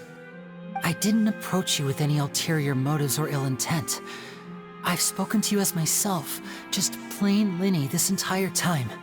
As for why I'm a Fatus, it's because the goals of the House of the Hearth align with those of an orphan like me. That's all. That was how Father, who you might know as the Knave, approached recruiting us back then too. The Knave? The one who controls the House of the Hearth? She's your father? That's right. And since we're here, I was wondering, would you mind hearing a story? Back when our parents first died, Lynette and I were left wandering the streets. To survive, I took to surreptitiously observing an older street performer who did magic. It took me several days to figure out how he pulled off his amazing tricks. I took my sister through several streets until we found a crowded corner, and we began to perform magic tricks there. To my surprise, we proved to be pretty popular, and we could at least stop worrying about where our next meal would come from for a time. But I didn't want my sister to remain a street rat together with me forever. Before long, an aristocrat came to me and claimed that he wished to take us in after watching my performances. So you went from orphans to nobility just like that? That was how we felt at first too. As if fate was on our side and we could say goodbye to those painful days. But I gradually discovered that while we were called foster children, he was really after my talent for magic tricks. He would constantly take me to all sorts of banquets to garner attention, which he would then use to expand his social circles. That doesn't seem too bad either. Better than roaming the streets at any rate. It took a while for me to realize just how dark his heart really was. After one particular performance at a banquet, I discovered that Lynette was not on the same return vehicle as me. I waited a long time after we returned home, but she did not come back. I went to that noble's bedroom and asked him about her whereabouts. The answer he gave me was, She caught the eye of the most eminent person at the banquet, so I sent her over as a gift. I mean, you'll be able to perform your magic regardless of who your assistant is, yes? Oh no. So he was gonna... But wouldn't Fontaine's laws deal with such people? As far as outsiders are concerned, this is a relationship akin to adoption or foster care, and they have their ways of escaping the eye of the law. I managed to ferret out the location of the mansion of that so-called eminent person and hurried through the night. But by the time I leaped over the walls, avoided the guards, and made my way in, all I saw was the moonlit ground covered in blood, and the knave standing there in the darkness. So, she'd already taken care of that guy. That's right. She had rescued my sister before she could come to any harm, and had even discovered several girls hidden in a basement, all of them orphans. Father, I mean, the knave, might have seen something in me, and so she made me an offer. The House of the Hearth welcomes you, for your interests align with ours. Here, none will ever betray you. Indeed, betrayal shall never be permitted here. I was hesitant to trust her. I mean, I had just been betrayed by nobles. But she was also quick to destroy the noble who had taken us in at first, giving us back our freedom. Oh, so that's how the two of you joined the House of the Hearth. She has her own plans. She has gained permission from the Tsaritsa to first use the Gnosis' power once she obtains it. She plans to use it to find a way to break the prophecy and save Fontaine. So, she believes in that prophecy too? That's right. The whole House of the Hearth is currently working to combat that crisis. Today's case has also proven that people from Fontaine can indeed dissolve into some sort of water. Thus, all of us house members here, Lady Arlecchino herself included, are from Fontaine. We won't give up on defending our homeland. To us orphans, the only connection we have left to this world, apart from our family, is our homeland. So, from small deeds like distributing magic pockets to huge schemes like stealing a Gnosis, everything is aimed at dealing with that prophecy. It's all right. I understand. The only thing I can do is relate all this to you. I just hope you can understand that even as a member of the House, I have never stopped making my own decisions, and that I believe what I'm doing is right. If you should need anything at all in the future, feel free to find me. I will do my best to help you, as plain Linny.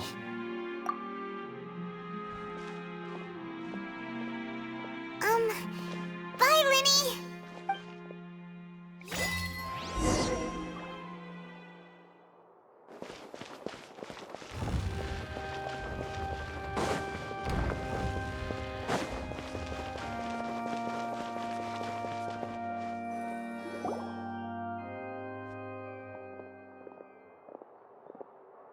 Hey there!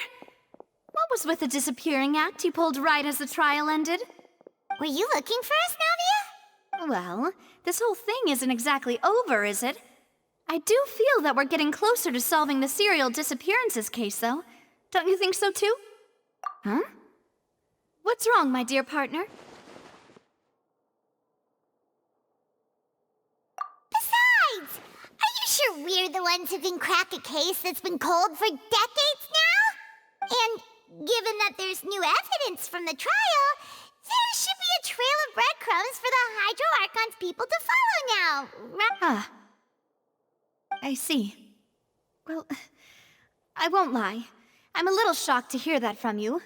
But I suppose you are just travelers who have only arrived in Fontaine after all. Sorry. I might have been too presumptuous. Don't say that, Navia. Ah, and we were having so much fun investigating with you, too. It was like having new waters flowing into a stagnant mire, causing new hope to spring forth, and the reflection in the murk to become clearer. Sorry about that. I'm a bit prone to nostalgia. Don't mind me. Wait, shall we have a farewell meal? You know, to commemorate our time as partners? Huh? Do we really need to get that formal? Well, guess you really did treat us as partners, huh? Well, I just like to have a proper ending to every important memory. That way there are no regrets later. Anyway, it would just be a meal, so it shouldn't take up too much of your time. You don't have to twist Paimon's arm.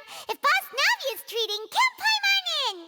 Oh, wonderful. In that case, why don't we return to the Court of Fontaine and head to the Hotel de Boer? I believe we'll make it just in time for dinner.